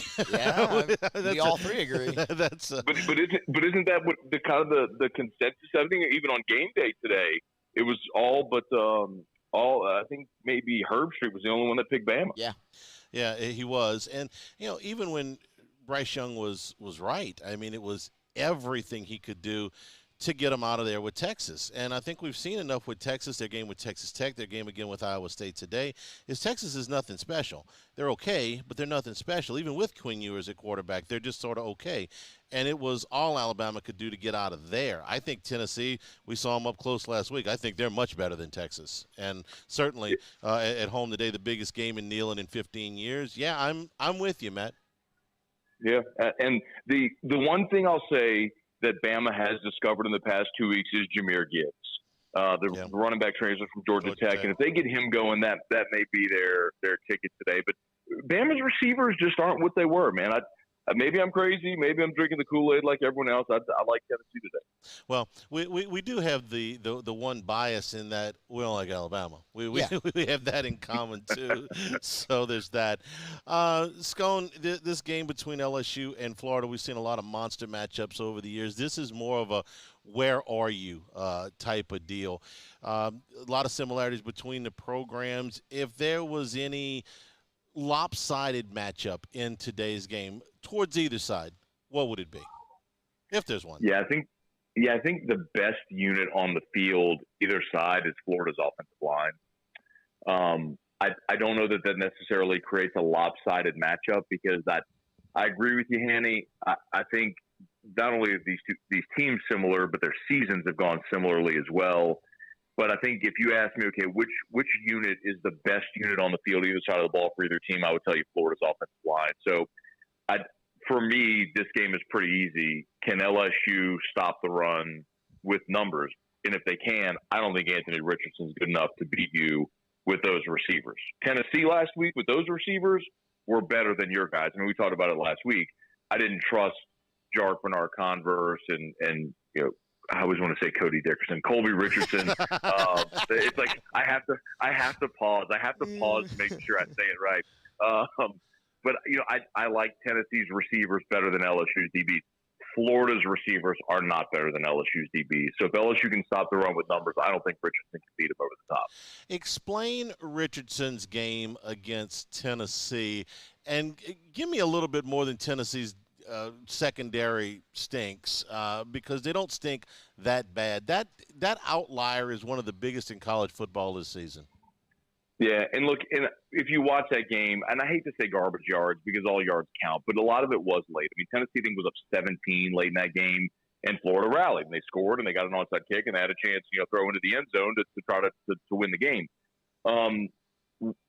Sometimes outliers happen. I mean, it's just we saw Ty Davis-Price have a 300-yard rushing game last year.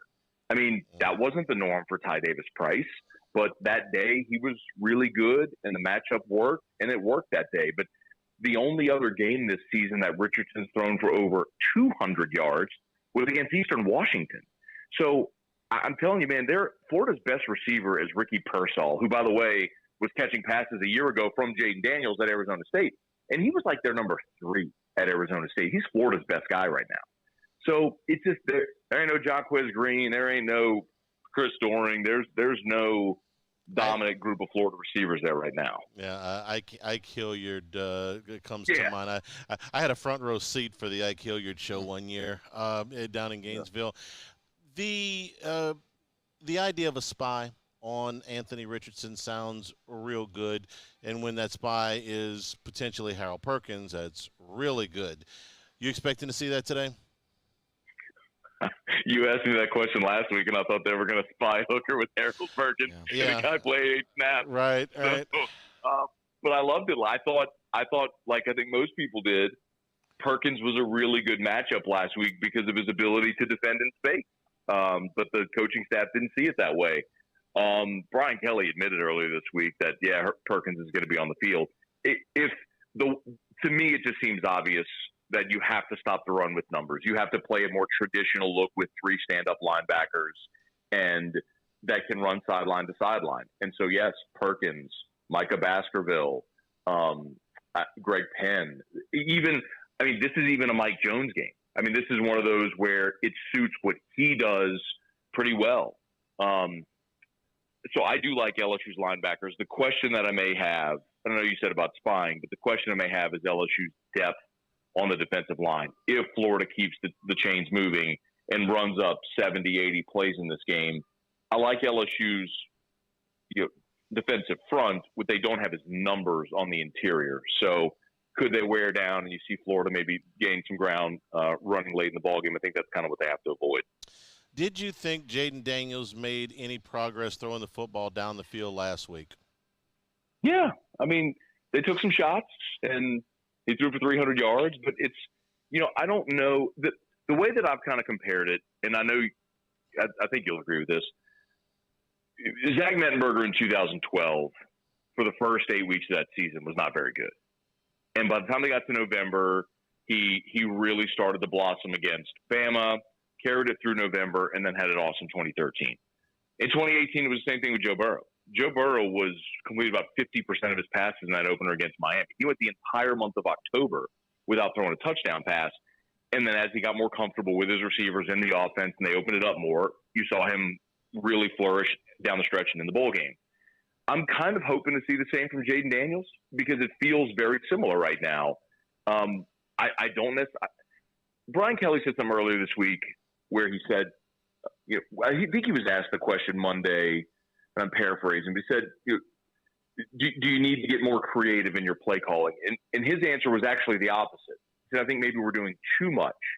And it kind of made sense to me because, man, if you got 11 guys that can't execute the things you're calling, then pick the 10 plays, the 15 plays that they love and they can execute and run to perfection and then build from there. So maybe that's where they're at with Jaden. I mean, he threw a pick. I mean, I've never seen a pick so celebrated in my life. Yes. The quarterback finally threw an interception. But yeah, man, I think it'll be a continued progression for him this year. And I'm with you on most of that. The one thing I would add is that Zach Mettenberger only got to throw the ball when it was 3rd down and 8 that year. So I don't know if that's really fair to him. But yes, the rest of that I agree with you. All right, Matt, Whiskey and Wine coming up after the game. Yeah, me and T-Bob will be over at Don Juan Cigar Bar. So as soon as the clock hits 0, we invite anybody to come out to Don Juan or to watch us on the 104.5 ESPN YouTube or Facebook page. It's always a lot of fun. All right, Matt. Have a good show. We'll talk to you next week. All right, guys. See you. And we are presented by LouisianaCharterFishing.com. The catch and cook fishing experience happening until the end of the regular season when the grand prize winner will be randomly selected and notified. That grand prize winner will enjoy lodging in a charter fishing trip for themselves and a friend, along with special guest Chef Jay Ducote. The crew will enjoy a full day of fun on the water, get to go catching with one of Louisiana's best captain, and after fishing, the grand prize winner and their guest will head back to the camp with Chef Jay for an unforgettable cookout and dinner for all. It's a once-in-a-lifetime opportunity for anybody who loves fishing, food, and fun, and entering to win is easy. All you have to do is visit GoCatch.com and complete the registration form. That's GEAUX catch.com. And in addition, 5 runners-up will be selected to win a LouisianaCharterFishing.com prize pack valued at $100. They are underway in Knoxville. Tennessee forces a punt after 1 first down. They have the football now into Alabama territory. It is raining in Oxford, where Ole Miss has a 2-touchdown lead, but that game is in a delay. Full Scoreboard is next. This is Eagle 98.1 Game Day. When I was a boy, I spent my days climbing trees, catching fish. Barefoot in the river I walked, listening to crickets, counting stars. This was home. After my stroke, I wondered if I'd make it back to the people and places I love. But I got the right doctors with Blue Cross coverage. Your card matters. Your home does too. It's no secret. The best oysters in Baton Rouge are at Jolie Pearl Oyster Bar. Enjoy mouth-watering South Louisiana flavor and oysters from all over the country. Don't forget our nightly drink specials.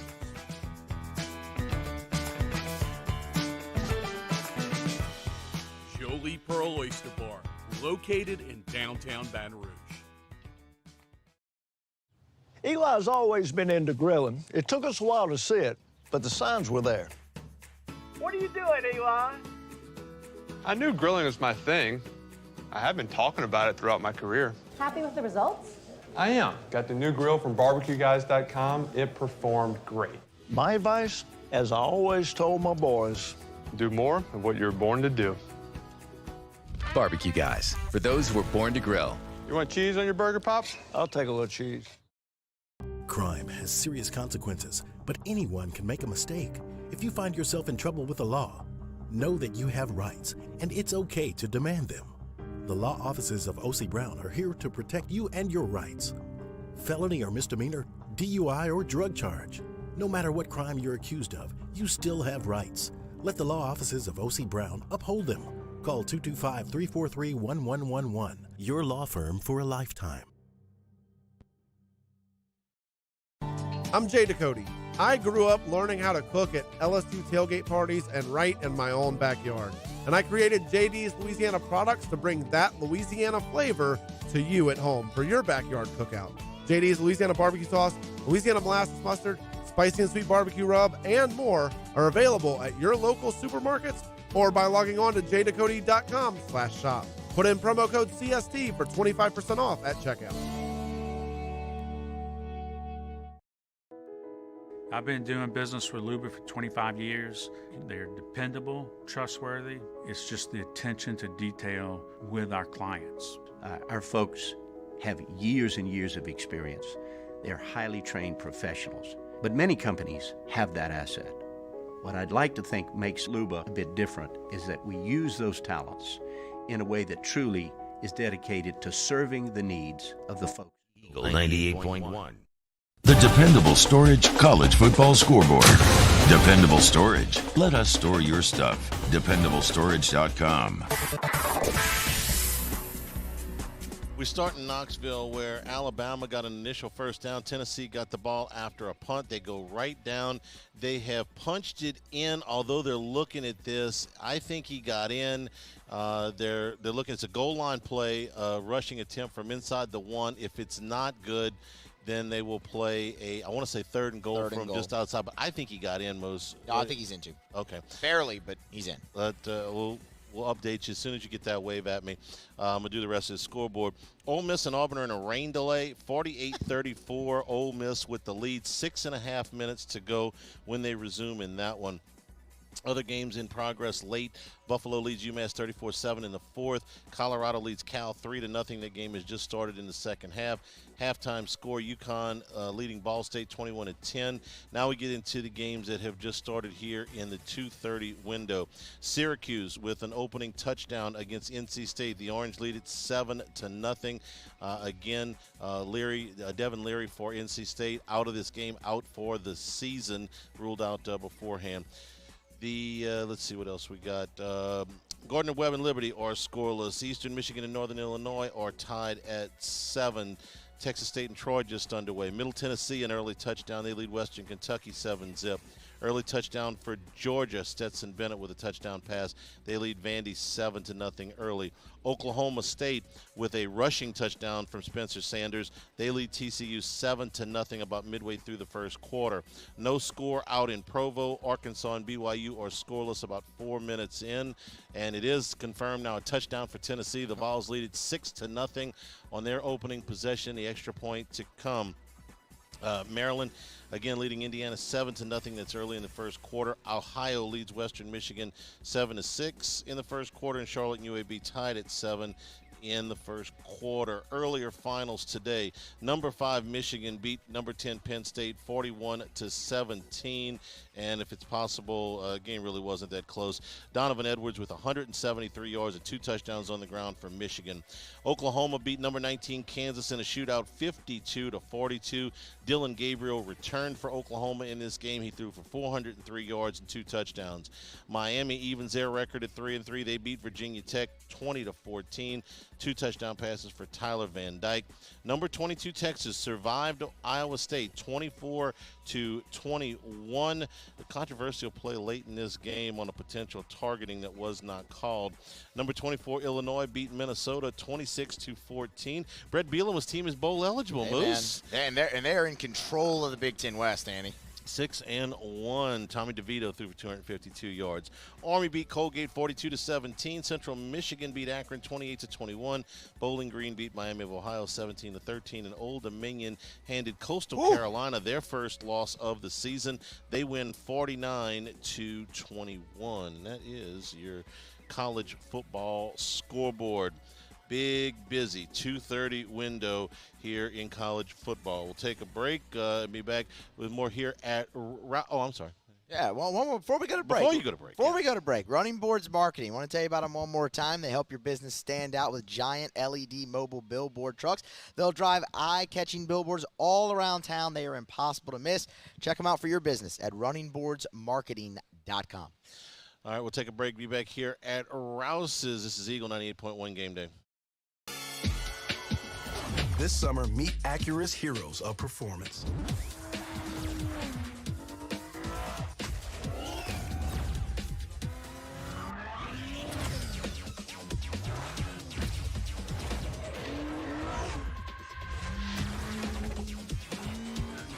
Only available at the Acura Summer of Performance. This summer, visit your local Acura dealer for attractive offers on the MDX. Want more customers? Running Boards Marketing can help you get their attention. Imagine your brand's message on a giant LED billboard truck that can't be skipped and is nearly impossible to ignore. Running Boards Marketing is the leader in effective and affordable advertising on digital mobile billboards, which are 2 times more effective than traditional billboards. With a 97% recall rate, you'll leave a lasting impression with your customers. Visit us online at runningboardsmarketing.com so we can drive your message to where the people are.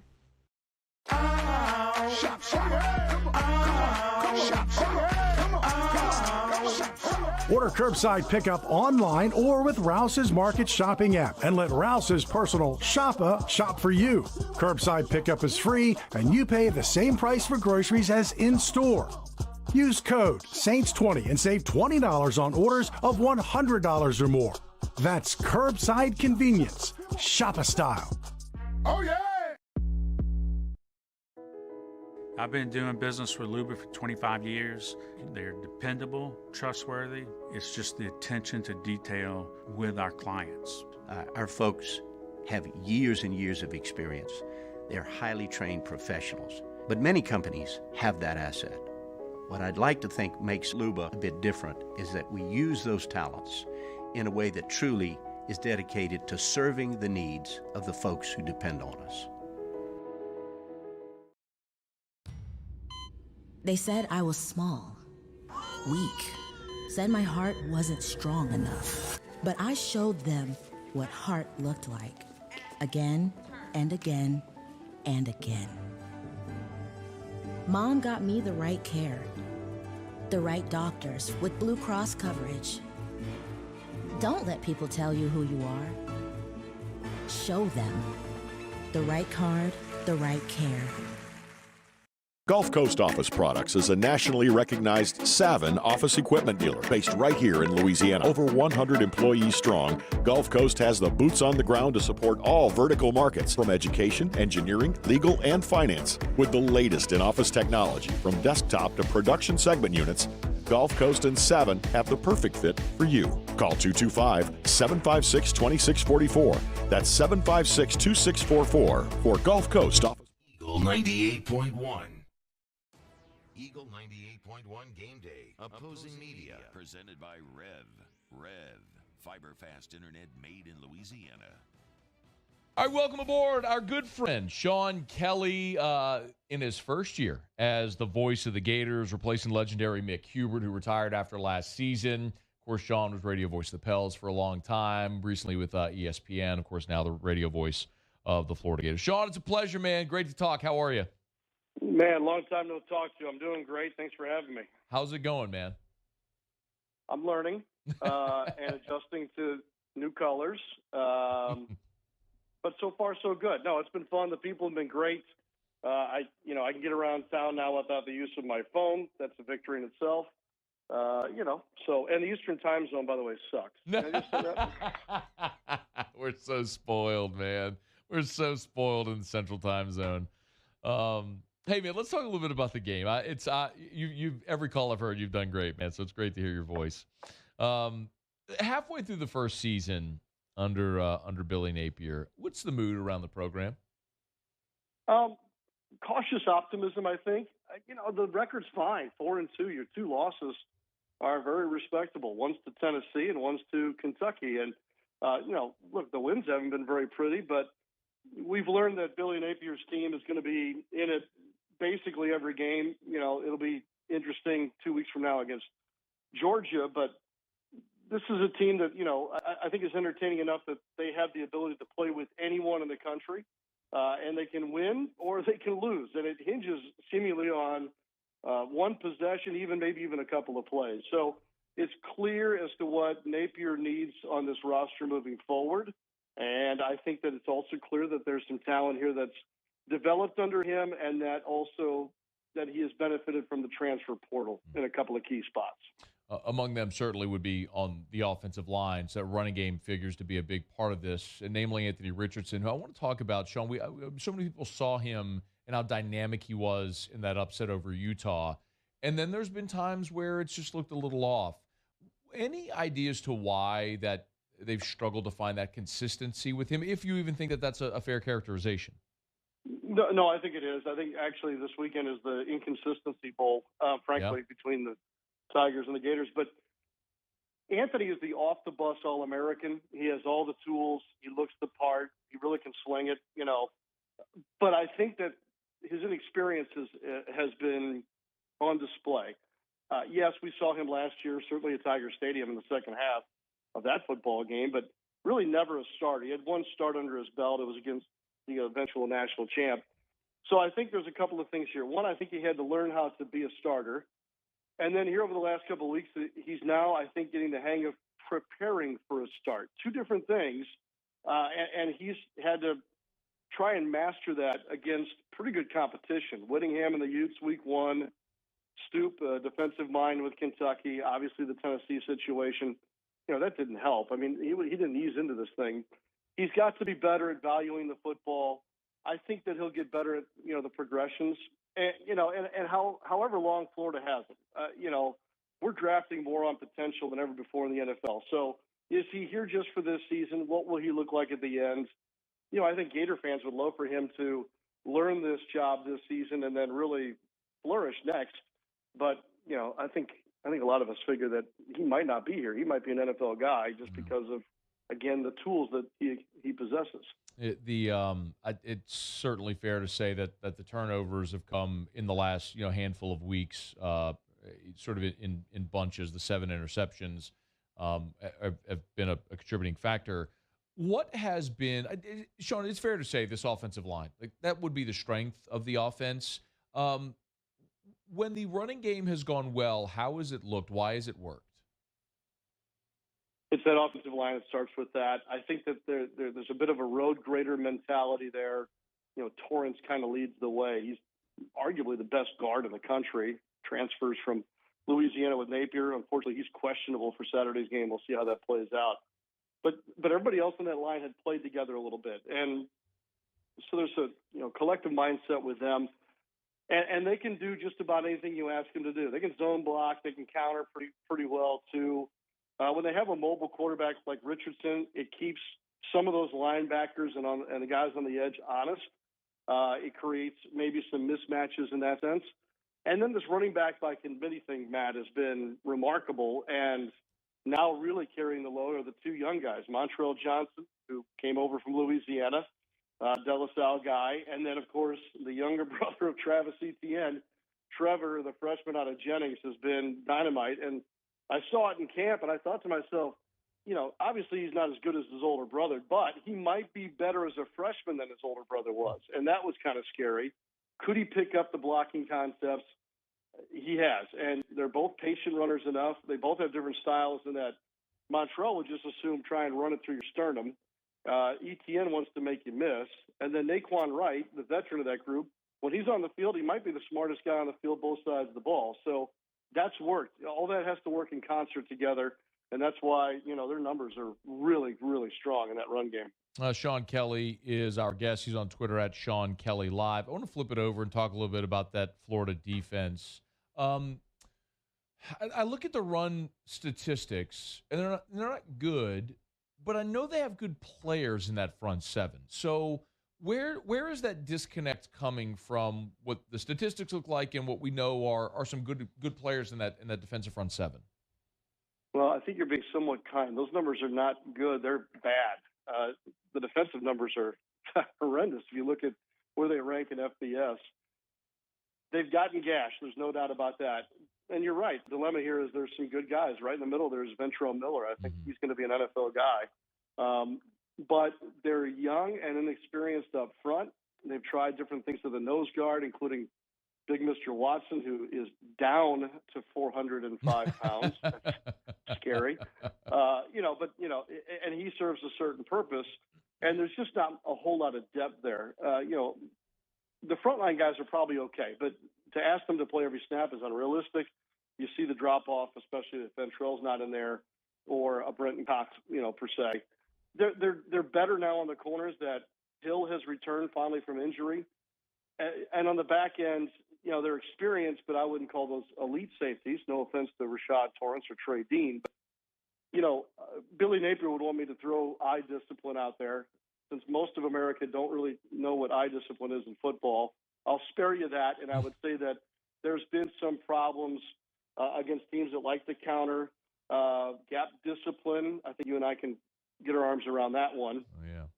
And also, because you're not as good on the back end, are you playing a little soft and have to give some space, and that space allows teams to get to a second level, and then you're a missed tackle or a great offensive move away from a chunk play.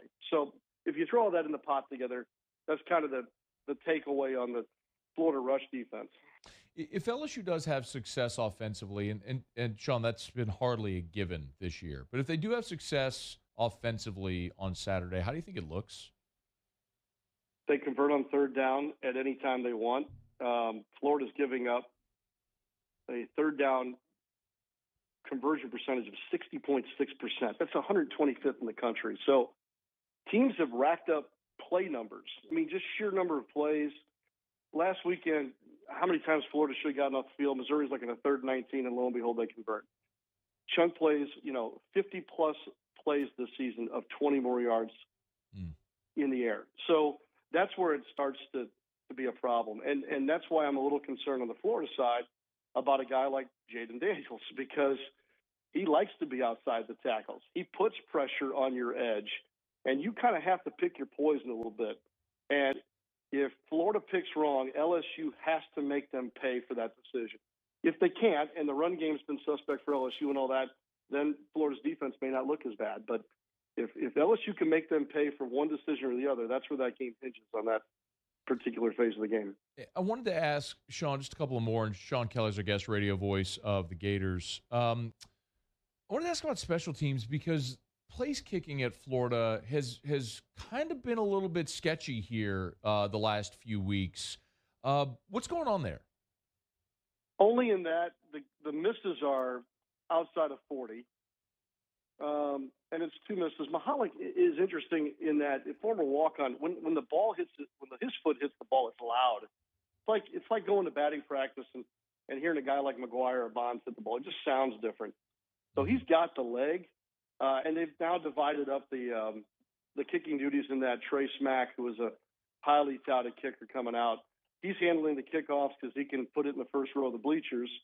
And McCulloch is the more accurate guy with leg. I've seen him hit from 56, 57 yards. So it's there. The two misses, I don't think have hurt them. They come in wins, rather. And it's not like he's missing chip shots either. So I'm not as concerned as maybe somebody else would be at this point. And they've got a very good punter in Crawshaw, who I think, probably needs to go out and just, go to the driving range or something. He's punted one time in the last 2 weeks. If Sean, if Florida wins the game, and they're a home favorite, but if Florida wins, what does the blueprint look like? How does the game play out? It plays out by getting off to a good start. It plays out that the rushing numbers look as they do, as Florida's done this year. 6.4 yards per carry. That means that they're clipping at about 7.5 yards per play. If LSU shows man and Davis or Richardson gets going with Pearsall shorter, that crew, all those things are clicking. And then find a way to get off the field defensively. Keep the play count even as best you can. Be better on third down. Here's the other thing too, and I have this luxury of having kind of been in the LSU world and then now in the Florida world. The reputation of the Gators, and I know they don't want to hear this around here, is that people have come to think that Florida is kind of soft physically before Napier's arrival. I think they're more physical now under Napier, and that served them well through the first 6. If LSU comes in here, as they should and probably will, and just makes a big fist and tries to punch them in the mouth, if Florida doesn't swing back in just a physical way, it's a bad day for Florida. So that's the blueprint one way, and of course the other two. He's on Twitter at Sean Kelly Live. You'll give him a follow. Sean, enjoy the call on Saturday, man. It's always great to hear from you. We'll be in touch, all right? Thank you. I will hope that there's no fog, no aerial shoes, or anything else like that on Saturday night. There will be a lot of Tom Petty, and let's hope that the LSU band maybe doesn't play over Tom Petty, which might cause a brawl in the stands. Yeah, I think that would be a safety concern for many. Ooh. Enjoy the game, man. Thank you. Thanks, Matt. Great to have you back in the conversation with me. I hope we get to do it again. It's no secret. The best oysters in Baton Rouge are at Jolie Pearl Oyster Bar. Enjoy mouth-watering South Louisiana flavor and oysters from all over the country. And don't forget our nightly drink specials.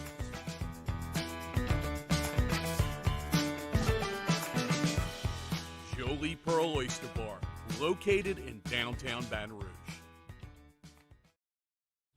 Eli's always been into grilling. It took us a while to see it, but the signs were there. What are you doing, Eli? I knew grilling was my thing. I have been talking about it throughout my career. Happy with the results? I am. Got the new grill from barbecueguys.com. It performed great. My advice, as I always told my boys, do more of what you're born to do. Barbecue Guys, for those who were born to grill. You want cheese on your burger, Pops? I'll take a little cheese. When I was a boy, I spent my days climbing trees, catching fish. Barefoot in the river I walked, listening to crickets, counting stars. This was home. After my stroke, I wondered if I'd make it back to the people and places I love. But I got the right doctors with Blue Cross coverage.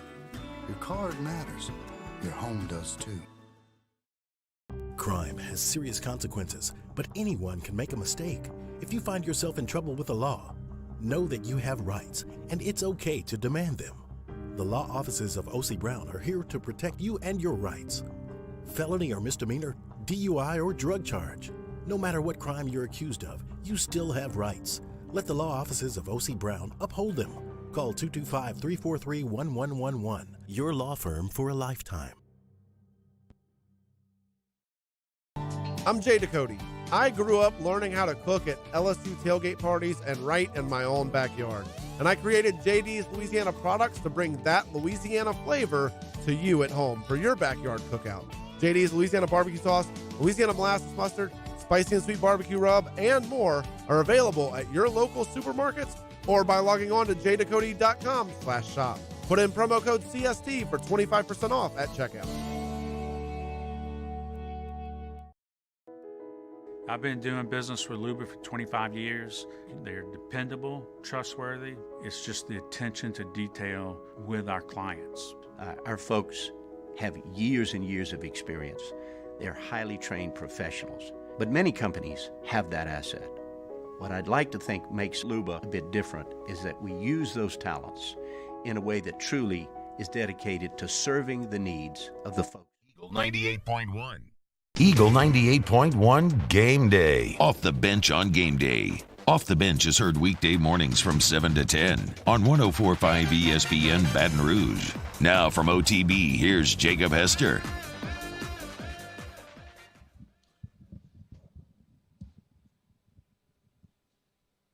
Eagle 98.1 Game Day continues from Rouse's, Burbank at Lee. Download the app for curbside delivery for all your groceries, all of your tailgating supplies. And remember, here at Rouse's, we never run out of ice. Let's bring in Jeremy Hill, who'll be with me on postgame following LSU and Florida. Jeremy, good afternoon. How are you? I'm doing great now that Alabama's down 7. Hey, okay. So we're obviously watching this game. Tell me, when we watched the first drive, and now that we're 3 drives into it, this feels different. This feels a lot like LSU and Alabama in 2019, which was they came out and said, "We ain't scared of you." They're ready to go. I don't know. What do you think? You're an ex-player. What does this look like to you? Yeah, I'm used to seeing a really, really dominant Alabama football teams and defenses who it's really difficult to really score points against. And Tennessee, I agree with you. They said we're not scared of you. We're matched with you guys. You guys aren't overmatching, and they're going to come at them all day. It's going to be a lot. I hate to see like what this score may look like in the fourth quarter, but something tells me this Tennessee offense is going to be coming all day. Well, they're even calling penalties against Alabama today. So I mean, everything's on the table, and especially Jeremy Hendon Hooker in these first two drives. Man, he looks like a guy that's coming out to win the Heisman today. I mean, I've been impressed with him all year, but man, he came out smoking today. A lot like Joe Burrow in 2019. Yeah, these are the type of games that win you the Heisman, and he looks like he just has so much poise back there in the pocket, and that deep ball he threw. Man, can we get a little of that from Jaden tonight, maybe? But he's just looked sensational back there throwing the football. They're spreading them out. I've never seen a team put receivers darn near out of bounds with what Tennessee's doing today. But Hooker looks amazing. Well, okay, so with them doing that, how does that affect the Knicks? The way Saban usually defends something, how does that affect? Yeah, now you can't really commit more guys in the box to stop the run and kind of focus on Hooker. You have to respect their passing games, and if those receivers are lining up on the hatches near the sideline, you have to respect that because they have so many screen plays that they run. Obviously, they're not scared to get the ball out quick, and you have to respect those guys spread out wide, and it just puts so much pressure on the inside of your defense, especially if you're not getting pressure on Hooker. All right, as much as I'd love to sit here and just discuss Alabama's misery, the business at hand is LSU and Florida. And there's a snap out the back, almost out of the back of the end zone, and and almost an interception. I was almost a safety out of the back of the end zone on a bad snap. All right, Jeremy, what did you see out of even Jeremy's dog's happy about that? Fired up. Yeah, they're getting fired up for Tennessee, man. The game here, when you look at Jaden Daniels last week, what did you see? There were some more balls down the field, but a lot of this stuff happened after LSU was behind by a significant margin. Yeah, I think a lot of the same from Jaden, just being really, really careful with the football. And the thing that kind of kills you the most, and you saw Coach Kelly kind of getting on him, is having situational awareness. And if it's fourth down, it's okay to put the ball in harm's way in that situation. You at least have to give your team a shot. And obviously, there are some situations where guys had one-on-one matchups down the field, and even guys running wide open down the field. And his eyes really just aren't seeing it for whatever reason. So I'm sure Coach Denbrock, I'm sure Coach Kelly, Coach Sloan, the quarterback coaches, they're preaching it down his throat that, hey, man, we got receivers that we can get the ball to on the outside, especially down the field. Especially when you don't have the run game, that's going to be really tough to get to. You got to give those guys chances to throw the ball down the field. So I think Jaden needs to do that tonight. How much different? We talked a little bit about play calling on the post game last week. How much different would the play calling look if LSU wasn't behind so much? I mean, my hope for this game is that LSU – this looks like a very even matchup. So if this game plays out evenly and there's not some big special teams gaffe early and this game is within one score, how might LSU actually call this game differently? Yeah, and I think that's something that you heard so many people say last week. Oh, why didn't we run the ball? We should have run the ball. Well, you're down 3 scores. It's kind of hard to get the run game going when you're down 3 scores. And I think it's so important, especially with a team who, guaranteed is going to take the opening kickoff. It would be amazing if you could go down there and get 7 points, because I think that's the whole entire reason Coach Kelly does that. But you just have not seen them be able to do that, especially against a Power 5 opponent. So I think tonight, if you're able to get a lead, especially against a quarterback like Richardson, who has turned the ball over, I think it opens up the avenue to stay consistent with that run game. You're not pressed to, have to score a touchdown or have to get a big play. And just playing with the lead is just so much better on the defense as well, because every score is not going to give up the lead, or obviously it's not going to be put so far behind where there's so much pressure on you to get stops and get turnovers. The consensus seems to be make Anthony Richardson beat you with his arm and not with his legs, and that's easy enough to say. But how does that look in the secondary? When to me that means you commit numbers up front. That means you got to cover a lot of one-on-one in the secondary. Yeah, 100%. I think that's something that you've kind of seen Richardson this season have some high of highs, and also he had some low blows against some defensive backfields that I think really aren't up to what you have at LSU, even with the revamped roster. So I think for LSU this week, you cannot let him beat you with his legs. That's kind of when you saw him have that big-time day against Utah and a big-time day against Tennessee. He got the ball going in the run game and him pulling it down and extending plays and finding receivers down the field. So if you can keep him in the pocket, make him make accurate throws time and time again, I think that exponentially helps your chances of winning this football game. Last week in postgame, when you and I were talking, one of the big themes of postgame was where was Harold Perkins? We got an explanation on Monday. We weren't real happy about it, but Kelly did promise that Perkins will play a prominent role this week. So how might they use him to combat Anthony Richardson?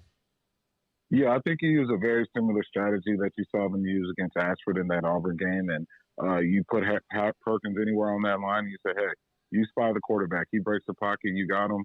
If there's a design run play where he's getting it, you got him. I'd love to see Tennessee scoring this touchdown. But, yeah, I think Harold's going to be used probably to mostly spy on Richardson. Yeah, this looks very different. This looks very, very different the way Tennessee is attacking Alabama with I promise you, this looks exactly like the 2019 LSU-Alabama game. LSU had scored 10 points on them in 3 years, and they came out in that first drive, if you remember, they went the length of the field, Burrow to Chase, and it's like, it's on. And that's exactly what this – that's exactly what this looks like. Jeremy, I'm going to let you and the Hound go watch the game, man, but I'm going to catch you on post-game, and we'll talk about LSU in Florida. All right, see you tonight. Y'all have a good one. All right, thanks a lot. Jeremy Hill, and as he said, Tennessee has punched in again, another touchdown pass from Hooker to Hyatt, and it is a 20-7 game with the extra point to come. 4 minutes to go in the first half. Saban's got that look. Did you see that look? He's not happy, Annie. He's upset. He knows he's in a bind, partner. He looked at one of his assistants, and he's got like his hand out like, hey, you know what it looks like when he came off the field after the kick six, where he looked at it was the special teams coach or whatever, and he was like, I told you. Yeah. He's over there on the sideline like, I told you. Like, Hendon this Hooker. looks very, very different. Hendon Hooker is 6 of 7 for 97 yards and 2 tutters already. Hendon Hooker trying to win the Heisman. This is the game you do it in, Alabama. I mean, Johnny Manziel. This is the game you do it in right here today. He's got every opportunity to do that, and he's off to an excellent start.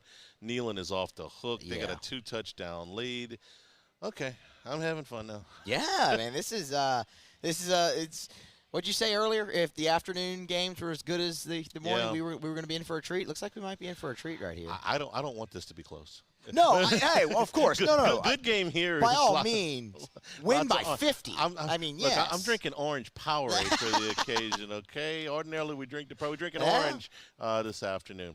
We're here at Rouse's again. The countdown to kickoff, the LeBears countdown to kickoff. 2 hours and 40 minutes to LSU and Florida.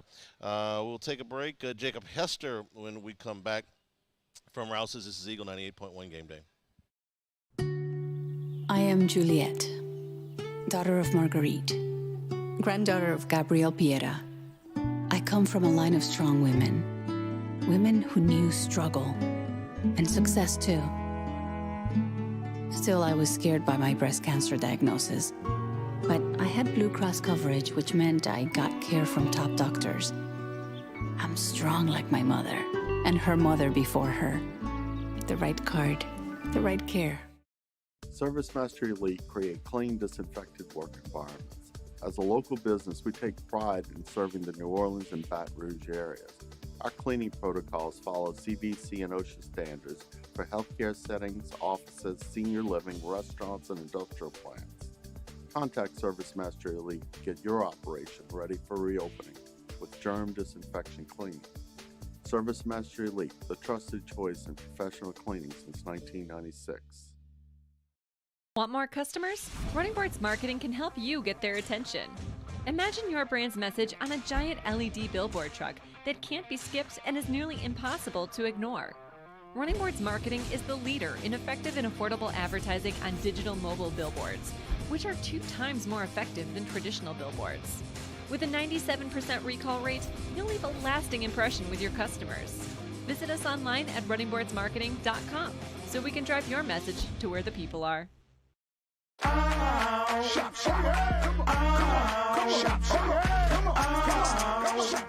Order curbside pickup online or with Rouse's Market Shopping app and let Rouse's personal shopper shop for you. Curbside pickup is free and you pay the same price for groceries as in-store. Use code SAINTS20 and save $20 on orders of $100 or more.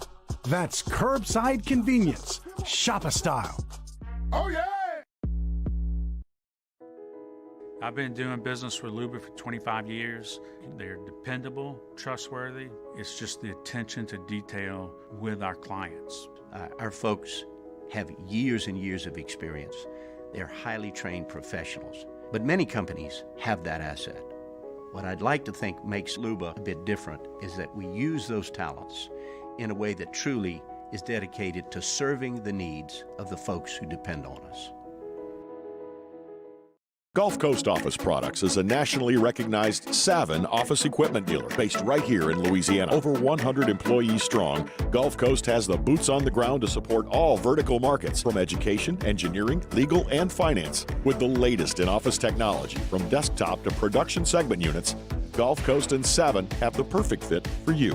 Call 225-756-2644. That's 756-2644 for Gulf Coast Office. 98.1.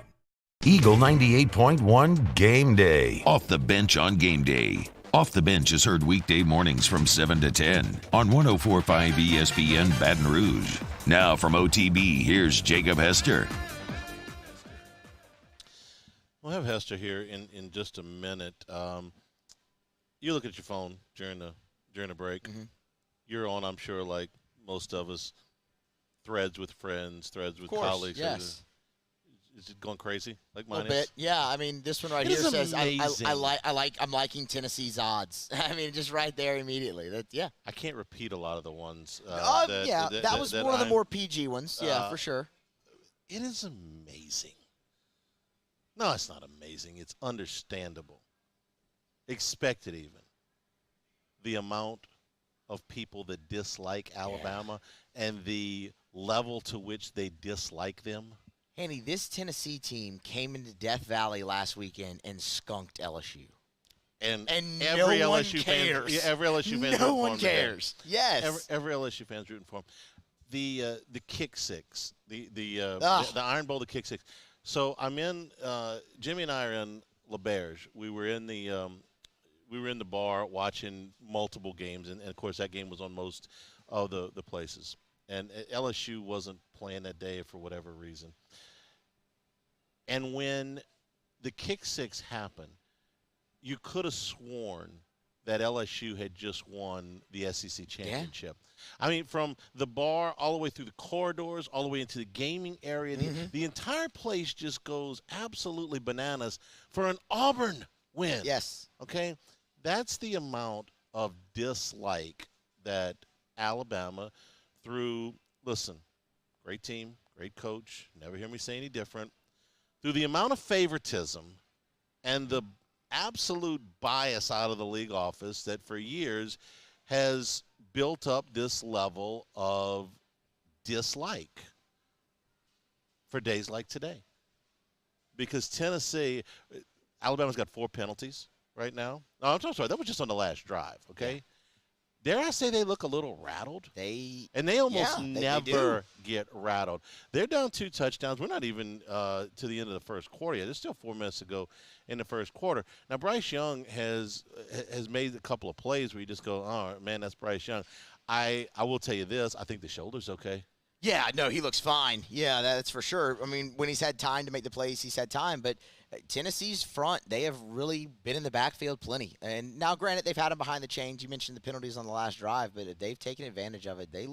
Tennessee just looks far and away the better football team right now. It's early, but I don't know if he has to take a hit. If he took a hit, if it would affect him any. But that's my takeaways from 11 minutes of football is Tennessee's not scared.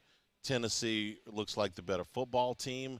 They have all the momentum, and their quarterback's playing at a high level, but also that Bryce Young's shoulder is not bothering him. If it is, he's doing an excellent job at not letting on, because some of the throws that he has made so far would suggest to you that it's okay. It's not limiting him in any way. You draw another comparison to 2019 in that to his ankle, right? I mean, he looked fine throughout the game. After the game, he did. You saw it. You saw the limp after. And if you remember that opening drive for Alabama that year, and they got down inside the 10-yard line, and he fumbled a ball. Yep. He didn't fumble a ball for any kind of hit or anything other than if it was tennis, it would be an unforced error. Well, that didn't have anything to do with his ankle. No, he was fine. He threw for what, 400 yards. Yeah, I mean, he was great. So that was not a problem. And you're not going to have, unless something else happens to him, I'm not gonna hear anything after the game. I'm not going to listen to anything after the game about, well, the quarterback was hurt. The quarterback was cleared to play, and we expected him to be a little bit limited. Yeah. He's not. No, he looks great. He's fine. And look, we just got a straight up game ready to go here. All right, we do bring in Jacob Hester now from OTB. I think we got him. Jake, you there? Hey, what's going on, fellas? 21-7 is what's going on right now. Hey, we're doing an excellent companion show right now to the Tennessee-Alabama game, because there's more than a few people fired. We got people in the frozen food over here cheering at Rouse's with this. But, Jake, we were talking with Jeremy Hill just a minute ago about how the first 11 minutes, 12 minutes of this game have felt different. The Tennessee's come out. They're not playing intimidated. They're playing their game. And it looks like Alabama with the penalties, it looks like the bad snap, looks like they're a little bit rattled. No, you're exactly right. And, look, their head coach has been in games like this before as a player. I mean, obviously he's a national championship winning quarterback, and so I'm sure he's preached to his team what a game like this, can become, right? If you don't do the right things. Well, Alabama's not doing the right thing. Tennessee is. And so I'm sure all week long, Josh Heupel has preached about keeping your composure, acting like you're supposed to be in this game. Go out there, play your brand of football, all those things. And sometimes you can preach that, but as y'all well know, it just doesn't work. Well, it is working for Tennessee. They look like the more composed football team. The crowd is absolutely behind them. And look, this offense can score on anybody in the country. We saw that last week in Baton Rouge, and they're doing it to a team that typically just doesn't have that done to them. Is that what Heupel is fighting, at least at this point, is, listen, we haven't won anything. We have the lead in the first quarter, and that's it. I remember Duke came here to play basketball against LSU. 1992. It was the Christian Laettner, Grant Hill team. Bobby Hurley was out that day, but Grant Hill was running. Yeah, I was in the building, Hanny. Were you? Okay. So it was we camped out. I was a student at the time. We camped out, the whole deal, and LSU came from down 6 or 8 points to take the lead with about 6 minutes to go, and Duke called timeout. And the building is going absolutely bananas. And Duke comes out of timeout. Laettner hits a three.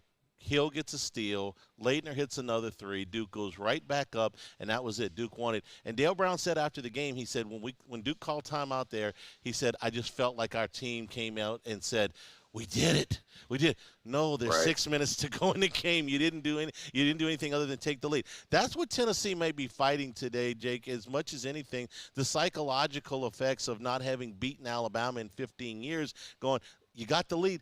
You have to put these people away. There has to be 3 zeros on the clock. Even Joe Burrow's team. Listen, Alabama was still throwing touchdown passes with 1.5 minutes to go. And LSU was up 20 at half in that game. Yeah, I mean, look, a team like that, you have to understand. I mean, it's going all the way, like you said, Andy, to triple zeros in the fourth quarter. Like, that's the way this game has to be. Now, that falls on the coaches as well. Yes, the player mentality, but I say it falls on the coaches because if I'm calling offensive plays, if I start to throttle back a little bit, that's telling my team, hey, we're taking some time off the clock. We're not going to be who we are and what got us in this position to be up 21-7. So you have to be aggressive in your play calls as well. Run your offense on defense if you want to be aggressive. If that was the game plan coming into the week, well, don't back off of that. Be the aggressive team. That's why you're up two scores right now. So, yes, it falls on the player's mentality. And, look, these are 18, 19. Well, Hendon Hooker's like 34. But still, like, you have players that, like, mentally, if you tell them, hey, we're not backing off because I'm calling the same scripted plays that we worked on all week, that's going to help them stay engaged in this game. The crowd's going to help them stay engaged. They're not going to be quiet. They're not going to stop cheering. Actually, if you get up more, they're going to continue to cheer even louder. So for the coaching staff, it's important that they call this game like they practiced it all week. All right, it's an LSU pregame show. We really should ask you some questions about the LSU game. Jake, coming out of the loss to Tennessee last week, what did you take from it? What do you expect against Anthony Richardson and the Gators? Yeah, I mean, last week was disappointing. Now, Tennessee's a really good football team. Again, kind of going back to it, we're seeing that today against Alabama. You can't give them the opportunities that you gave them early in that game because I thought the defense actually came out with a game plan to succeed. But when you give Tennessee the ball like they did 2 times right there in the red area with them a chance to score, it's hard for the defense to keep that confidence up as well. Then that thing kind of spirals on you and it gets out of control. The special teams, yet again, guys, that's something we could sit here. We could spend all 12 minutes talking about. It's frustrating. You have to have a want to. I've been telling this all week. It is a important phase. I know you two know that. I know a lot of our listeners do.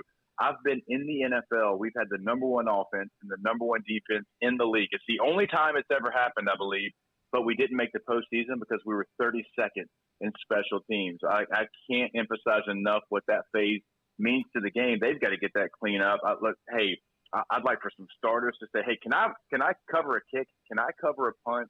Can I go out there and kick off return? Because in 2007, you looked up, I was the right guard on punt. Stelz was the left guard. Early Doucette's the gunner. I mean, it didn't matter who you were. I've seen Devin White be an All-American linebacker and cover a kick. So I'd love to see some guys step up, maybe start to be on some of those units. And then offensively, I mean, was the game called perfectly? No, not by any means. But when you go back and you watch the tape, that's the frustrating thing. On the first 3rd and 3 of the game, there's, a tight end wide open to Mason Taylor because of a busted coverage. All right, you don't hit the tight end right away. Then you go to Kayshon Boutte, who has man coverage in the corner 7 yards off, where you throw it hot on his back shoulder. Can he make that catch? He can. But if you put it in front of him, he might hit his head on the goalpost. You go a couple of plays later, guys, 7-man protection. They're rushing forward. It's as clean of a pocket as you're ever going to get in the SEC. Jaden Daniels doesn't sit in that pocket, runs for a 1-yard gain. When you have Kayshon running the post route, that's a touchdown. You have Jeray Jenkins running the over route, that's at minimum a 40-yard gain. There's plays to be made in this offense. You have to go and make those. You've played too many games, and I'm talking to a lot of people, not just Jaden Daniels, not to go and make those plays. And so if you have opportunities on the road against a Florida team that is pretty similar to you, you have to go make those plays or you're going to be staring 4 and 3 right in the face. Let me back up on the special teams for a second because we actually looked a little bit at this during the week. Jake, I've seen Ali Gay out there, Jeray Jenkins out there, Micah Baskerville out there. Besh is the return. I guess my point is I'm seeing some starters out there. Maybe not enough. You can tell me. You might be paying closer attention than I am. But I'm seeing some frontline guys. Kelly kind of talked about it. It's like, yeah, we got some starters out there. Do they not have enough? No, they do. They've implemented some. You're right about that. And there's some of those fringe starter guys that are certainly rotating pieces out there. But look, everyone on this football team would be available, right? Everyone on this team would be available for special teams. I mean, you might maybe be Joe Jalari, right? That might be like the one guy that wouldn't be available for special teams. Outside of that, like everyone is available. Like it doesn't matter. And they've started to put some of those guys in there. But here's the thing too, like just because you're on there, you have to fully buy into it's as important as offense or defense. And a lot of these guys didn't play special teams in high school. And so like it's the first time they're doing it, but you have the skill set. So dive into the playbook like you would on offense or defense because you need it. Right now, it's costing you games. I mean, there's times the special teams unit. I mean, look at the first game, right? I mean, there's enough plays in that first game against Florida State, special teams-wise, that cost you that football game. Did it cost you against Tennessee? Probably not. You lost 40-13, but it sure as hell didn't help, right? The way you started the game, fumbling the kickoff because the ball goes off the tee, right? They send over their R1 over there to hold the ball. You just assume because a lot of people are going to kick it to the left when that guy comes to hold the ball. Well, no, they kick it right to the right. You're not ready for it, and the ball ends up on the ground. So, yes, getting starters on there is a part of it, but those starters have to buy in, and then it has to be attention to detail. All right, Jake, appreciate it. We'll talk to you next week. All right, guys, 21-7 still into the first quarter. Let's see if we can see this thing out. I know Alabama's knocking on the door, but look, you got some lanyap here, a little extra to play with, up 2 scores. So let's see if they can hold on. I got the whole deli section rooting for him here, man. We got an audience. All Vols today. Thanks, Jacob. Appreciate it. All right. Arkansas holding a 1-point lead, 14-13 on BYU. A long touchdown pass for BYU called back because of a penalty, but the Cougars are right back in the red zone inside of the 10-yard line, and they're going to play first down and goal about 5 minutes into the second quarter there. We'll take a break, check in with the voice of the Tigers, Chris Blair, when we return. This is Eagle 98.1 Game Day. This summer, meet Acura's heroes of performance.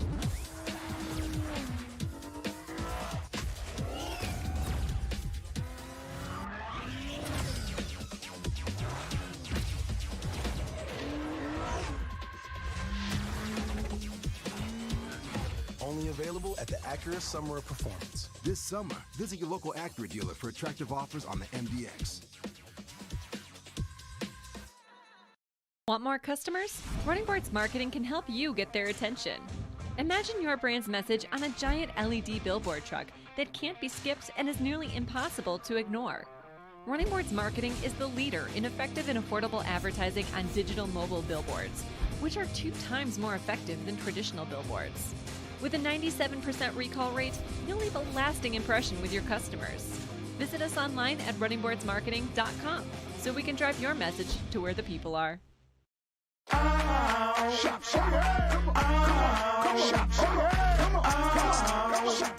Order curbside pickup online or with Rouse's Market Shopping app and let Rouse's personal shopper shop for you. Curbside pickup is free and you pay the same price for groceries as in-store.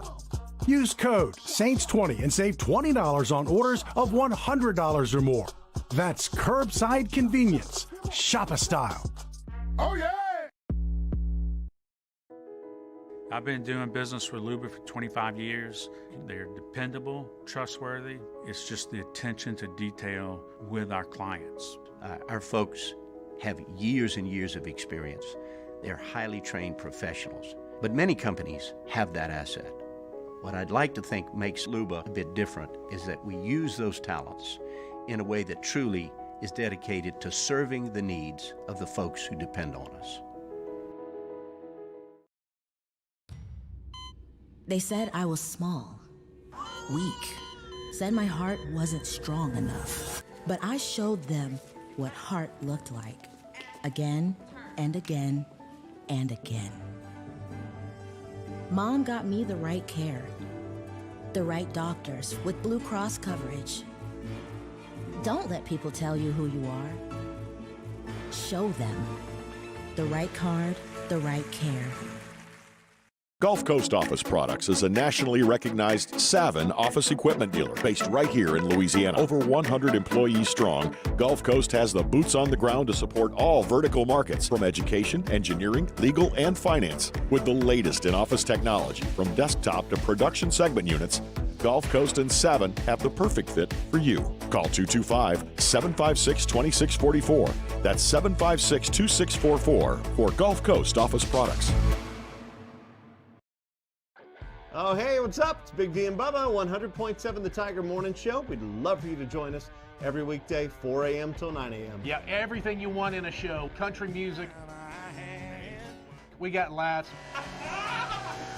We got celebrity in-studio guests. We just need you. 98.1.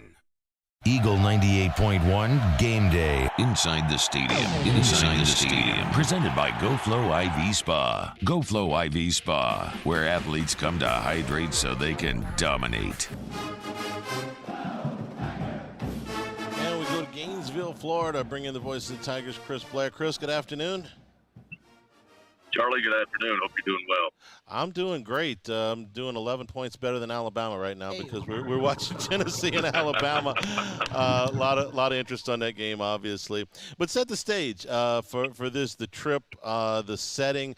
LSU in Florida's got a long history of great games. So kind of paint the picture for us here from Gainesville. Yeah, I mean, it's, you mentioned it. I mean, it's, I think, the most contentious, at least the last 15 years, East-West. Things may change in Knoxville today. We'll have to wait and see. But I think when LSU and Florida get together, I mean, there's not a lot of love lost between either fan base. And I'm not sure from the players' perspective either. I mean, when you look back at some of the games, some of the things that, there's obviously been big plays over the years, but there's also been some kind of screwy things that happen that you just can't, you can't predict going into each matchup. So my thought always is, you come into this matchup, guys are going to make plays. Obviously, they've got playmakers. LSU has playmakers. But always expect something that nobody was looking for to take place. Now, whether or not that impacts the game, sometimes it does, sometimes it doesn't. But it's always interesting when these two get together. Not a forecast for fog tonight, is there, by any chance? No, I think we're going to be good. It's actually a beautiful day here, which is hard to come by in my book in Gainesville. But, the weather's great, not a cloud in the sky, and I think we'll be fog-free. But who knows? It is supposed to get a little cooler after sundown, but I don't know if the fog will roll in like it did a couple of years ago. Chris, when you've watched Florida on film, what are your thoughts about how LSU will try to defend Anthony Richardson? I think they're going to try to keep him in the pocket, Charlie, to be honest with you. I mean, Coach Kelly's talked all week about not comparing them stat for stat to Hendon Hooker, but has the ability to make some of those plays, does Richardson, because he's a physical runner. He's going to look to run. He's averaging over 6 yards per carry when he does so. Has a strong arm. Not as accurate as Hooker, I don't believe. Obviously, the interceptions would tell you that. But I think they want him in the pocket. They want Florida to have to win this game throwing the football. And, again, the problem with that is you don't want to allow Richardson to extend the pocket, move the pocket, get out on the run, and have some of those, breakdown plays where he just makes some, because I think he has the ability to come up with those Sports Center-style plays. But if you make him stand in the pocket, make him run through his progressions, maybe get some pressure, get some hits on him, maybe force him to throw an errant ball, he has the penchant for putting the ball in the other team's hands. On the other side, Brian Kelly has talked about the need for Jaden Daniels to take more chances, to be more aggressive, to move the ball down the field a little bit more. We saw some of that last week, but hoping to see more this week. Yeah, I think so. I talked to him Thursday night during the show about that he liked the progression of Jaden Daniels, not this season, but over the last 2 weeks, since he really has called for him to be a little more aggressive, at least stretching the field vertically. And he said this week that he felt like he made those steps in practice. Now it's got to transform itself over to the field on the road in a hostile environment like the Swamp tonight. But I also think the running game's key. And I know it's going to be another combination possibly for this offensive line, which I think, memory serves, will be the 6th different combination in 7 games this year. But this is a team in Florida that really, really, Charlie, cannot stop the run. I mean, they're 13th in the SEC, but they're, in the high 100s in FBS. They've struggled to stop everybody running the football. So, when I look at this game today, I look at a Florida team that they have to run. Coach Napier brought the same type of mentality over from UL Lafayette. They're going to run first, try to set up some plays downfield. But defensively, they get gashed against the run. So now, will this offensive line be able to utilize that and this rotation of running backs for LSU? Can John Emery have that big breakout game from a standpoint of being efficient running the football? So I think we will see some shots downfield, if nothing else, just to loosen the defense up, maybe allow for that run game to take hold. But I think there's too many plays to be made in the run game not to try it at least early and often. Chris, we'll hand the baton to you guys at the top of the hour. What's coming up on Network Pregame? Well, Brandon Taylor, I know for a fact, is chomping at the bit. He's ready to talk about this game. If you talk about a Tiger that gets fired up for LSU Florida, it's Brandon Taylor. So I think he's going to be the standout performer along with Hunt and Marlin today. All right, Chris, have a good call and a safe trip back, and we'll talk to you next week when the Tigers play Ole Miss. You got it, Charlie. Thank you. All right, we'll take a break here. The kind of mistake you don't expect Alabama to make. They finally got a a stop. Tennessee punted the football. The ball was bouncing around. Should have come to a stop and given Alabama the football. One of their players tried to make a play on it, fumbled. Tennessee gets the ball in plus territory. Their first play, they make a pass down inside the 15. Now a run down inside the 5. And Tennessee knocking on the door again with a 21-10 lead and 12 minutes to go in the first half, trying to extend this lead. Final scoreboard is next from Rouse's Eagle 98.1 Game Day. It's no secret. The best oysters in Baton Rouge are at Jolie Pearl Oyster Bar. Enjoy mouth-watering South Louisiana flavor and oysters from all over the country. And don't forget our nightly drink specials.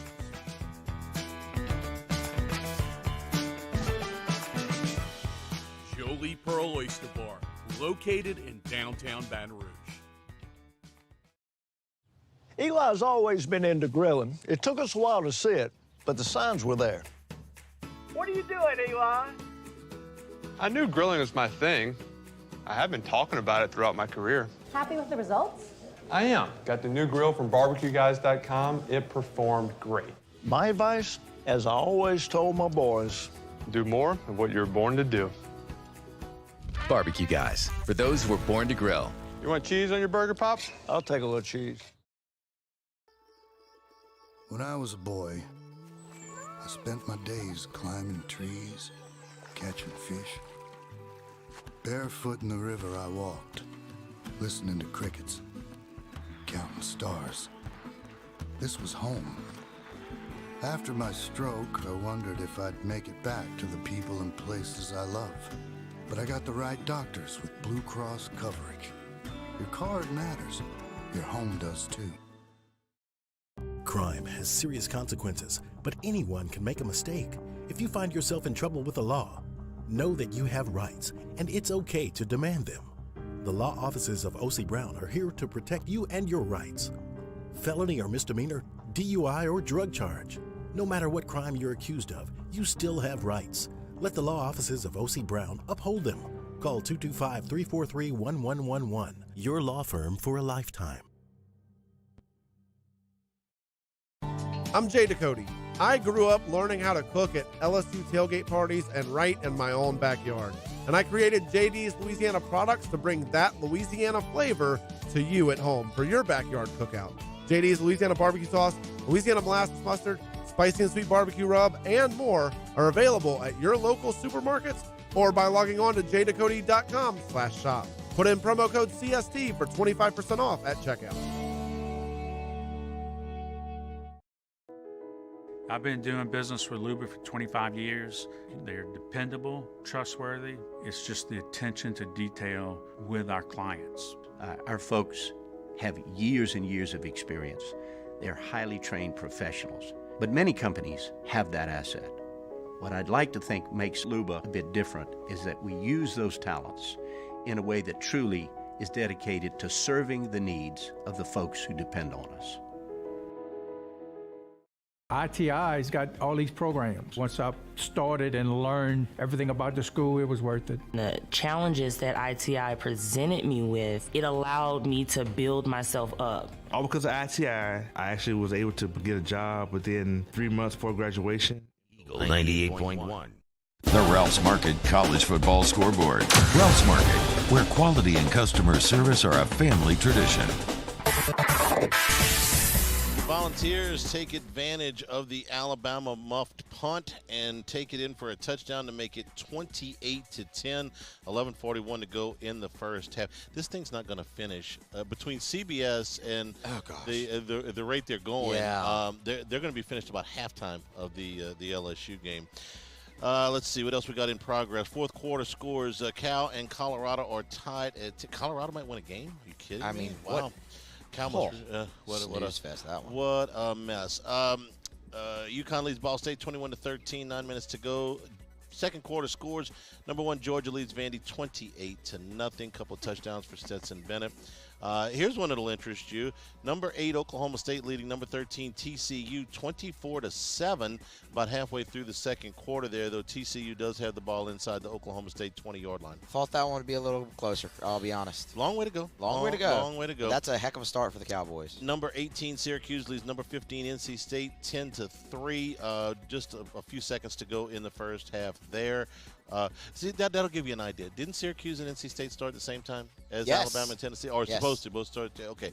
Alabama. Now, this is not all CBS's fault this week, okay? They did start the game at 2:40, though. Let's be honest. And we've had an injury. We've had a couple of reviews. Yeah. But the NC State-Syracuse game is 13 seconds to the half. This thing's going to be another hour before. It's all right. It's all right. We'll watch. Alabama losing, fine. Take all the time you want. BYU leading Arkansas 21-17, 6.5 to go in the first half in Provo. Liberty leads Gardner-Webb 14-7. Maryland leads Indiana 14-7. About 5 minutes to go to the break in Bloomington. Northern Illinois leads Eastern Michigan 17-7. Late second quarter. Other second quarter scores: Kent State leads Toledo 28-21. Ohio leads Western Michigan 17-14. Troy leads Texas State 10-7. Charlotte leads UAB 14-10. Middle Tennessee and Western Kentucky are tied at 7. James Madison and Georgia Southern are tied at 14. That's early in the second quarter. Michigan State and Wisconsin are tied at 7. South Florida leads Tulane 7-3. They are starting the third quarter. They've just finished the first half there. And North Texas leads Louisiana Tech 14-3 in the second quarter. Earlier finals today: Michigan beat Penn State 41-17. Ole Miss finished off Auburn after the rain delay 48-34. Oklahoma outlasted Kansas 52-42. Number 22 Texas got by Iowa State 24-21. Number 24 Illinois beat Minnesota 26-14. Army beat Colgate 14-17. Central Michigan over Akron 28-21. Bowling Green over Miami of Ohio 17-13. Old Dominion beat Coastal Carolina 49-21. Chanticleer's first loss of the season. Miami goes to 3-3. They beat Virginia Tech 20-14, and Buffalo beat UMass 34-7. Come back and give you some final thoughts before we pass it over to the network. We are at Rouse's, our LeBearish countdown to kickoff, about 2 hours and 5 minutes. This is Eagle 98.1 Game Day. I am Juliet, daughter of Marguerite, granddaughter of Gabriel Piera. I come from a line of strong women who knew struggle and success too. Still, I was scared by my breast cancer diagnosis. But I had Blue Cross coverage, which meant I got care from top doctors. I'm strong like my mother, and her mother before her. The right card, the right care. ServiceMaster Elite create clean, disinfected work environments. As a local business, we take pride in serving the New Orleans and Baton Rouge areas.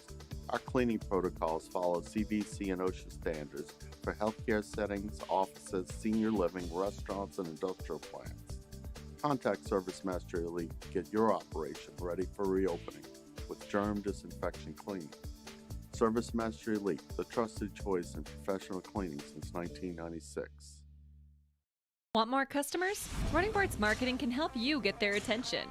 Imagine your brand's message on a giant LED billboard truck that can't be skipped and is nearly impossible to ignore. Running Boards Marketing is the leader in effective and affordable advertising on digital mobile billboards, which are 2 times more effective than traditional billboards. With a 97% recall rate, you'll leave a lasting impression with your customers. Visit us online at runningboardsmarketing.com so we can drive your message to where the people are. Shop, shop. Order curbside pickup online or with Rouse's Market Shopping app and let Rouse's personal shopper shop for you. Curbside pickup is free and you pay the same price for groceries as in-store. Use code SAINTS20 and save $20 on orders of $100 or more. That's curbside convenience. Shopper style. Oh, yeah! I've been doing business with Luba for 25 years. They're dependable, trustworthy. It's just the attention to detail with our clients. Our folks have years and years of experience. They're highly trained professionals, but many companies have that asset. What I'd like to think makes Luba a bit different is that we use those talents in a way that truly is dedicated to serving the needs of the folks who depend on us. Gulf Coast Office Products is a nationally recognized Savin office equipment dealer based right here in Louisiana. Over 100 employees strong, Gulf Coast has the boots on the ground to support all vertical markets from education, engineering, legal, and finance. With the latest in office technology from desktop to production segment units, Gulf Coast and Savin have the perfect fit for you. Call 225-756-2644. That's 756-2644 for Gulf Coast Office Products. 98.1.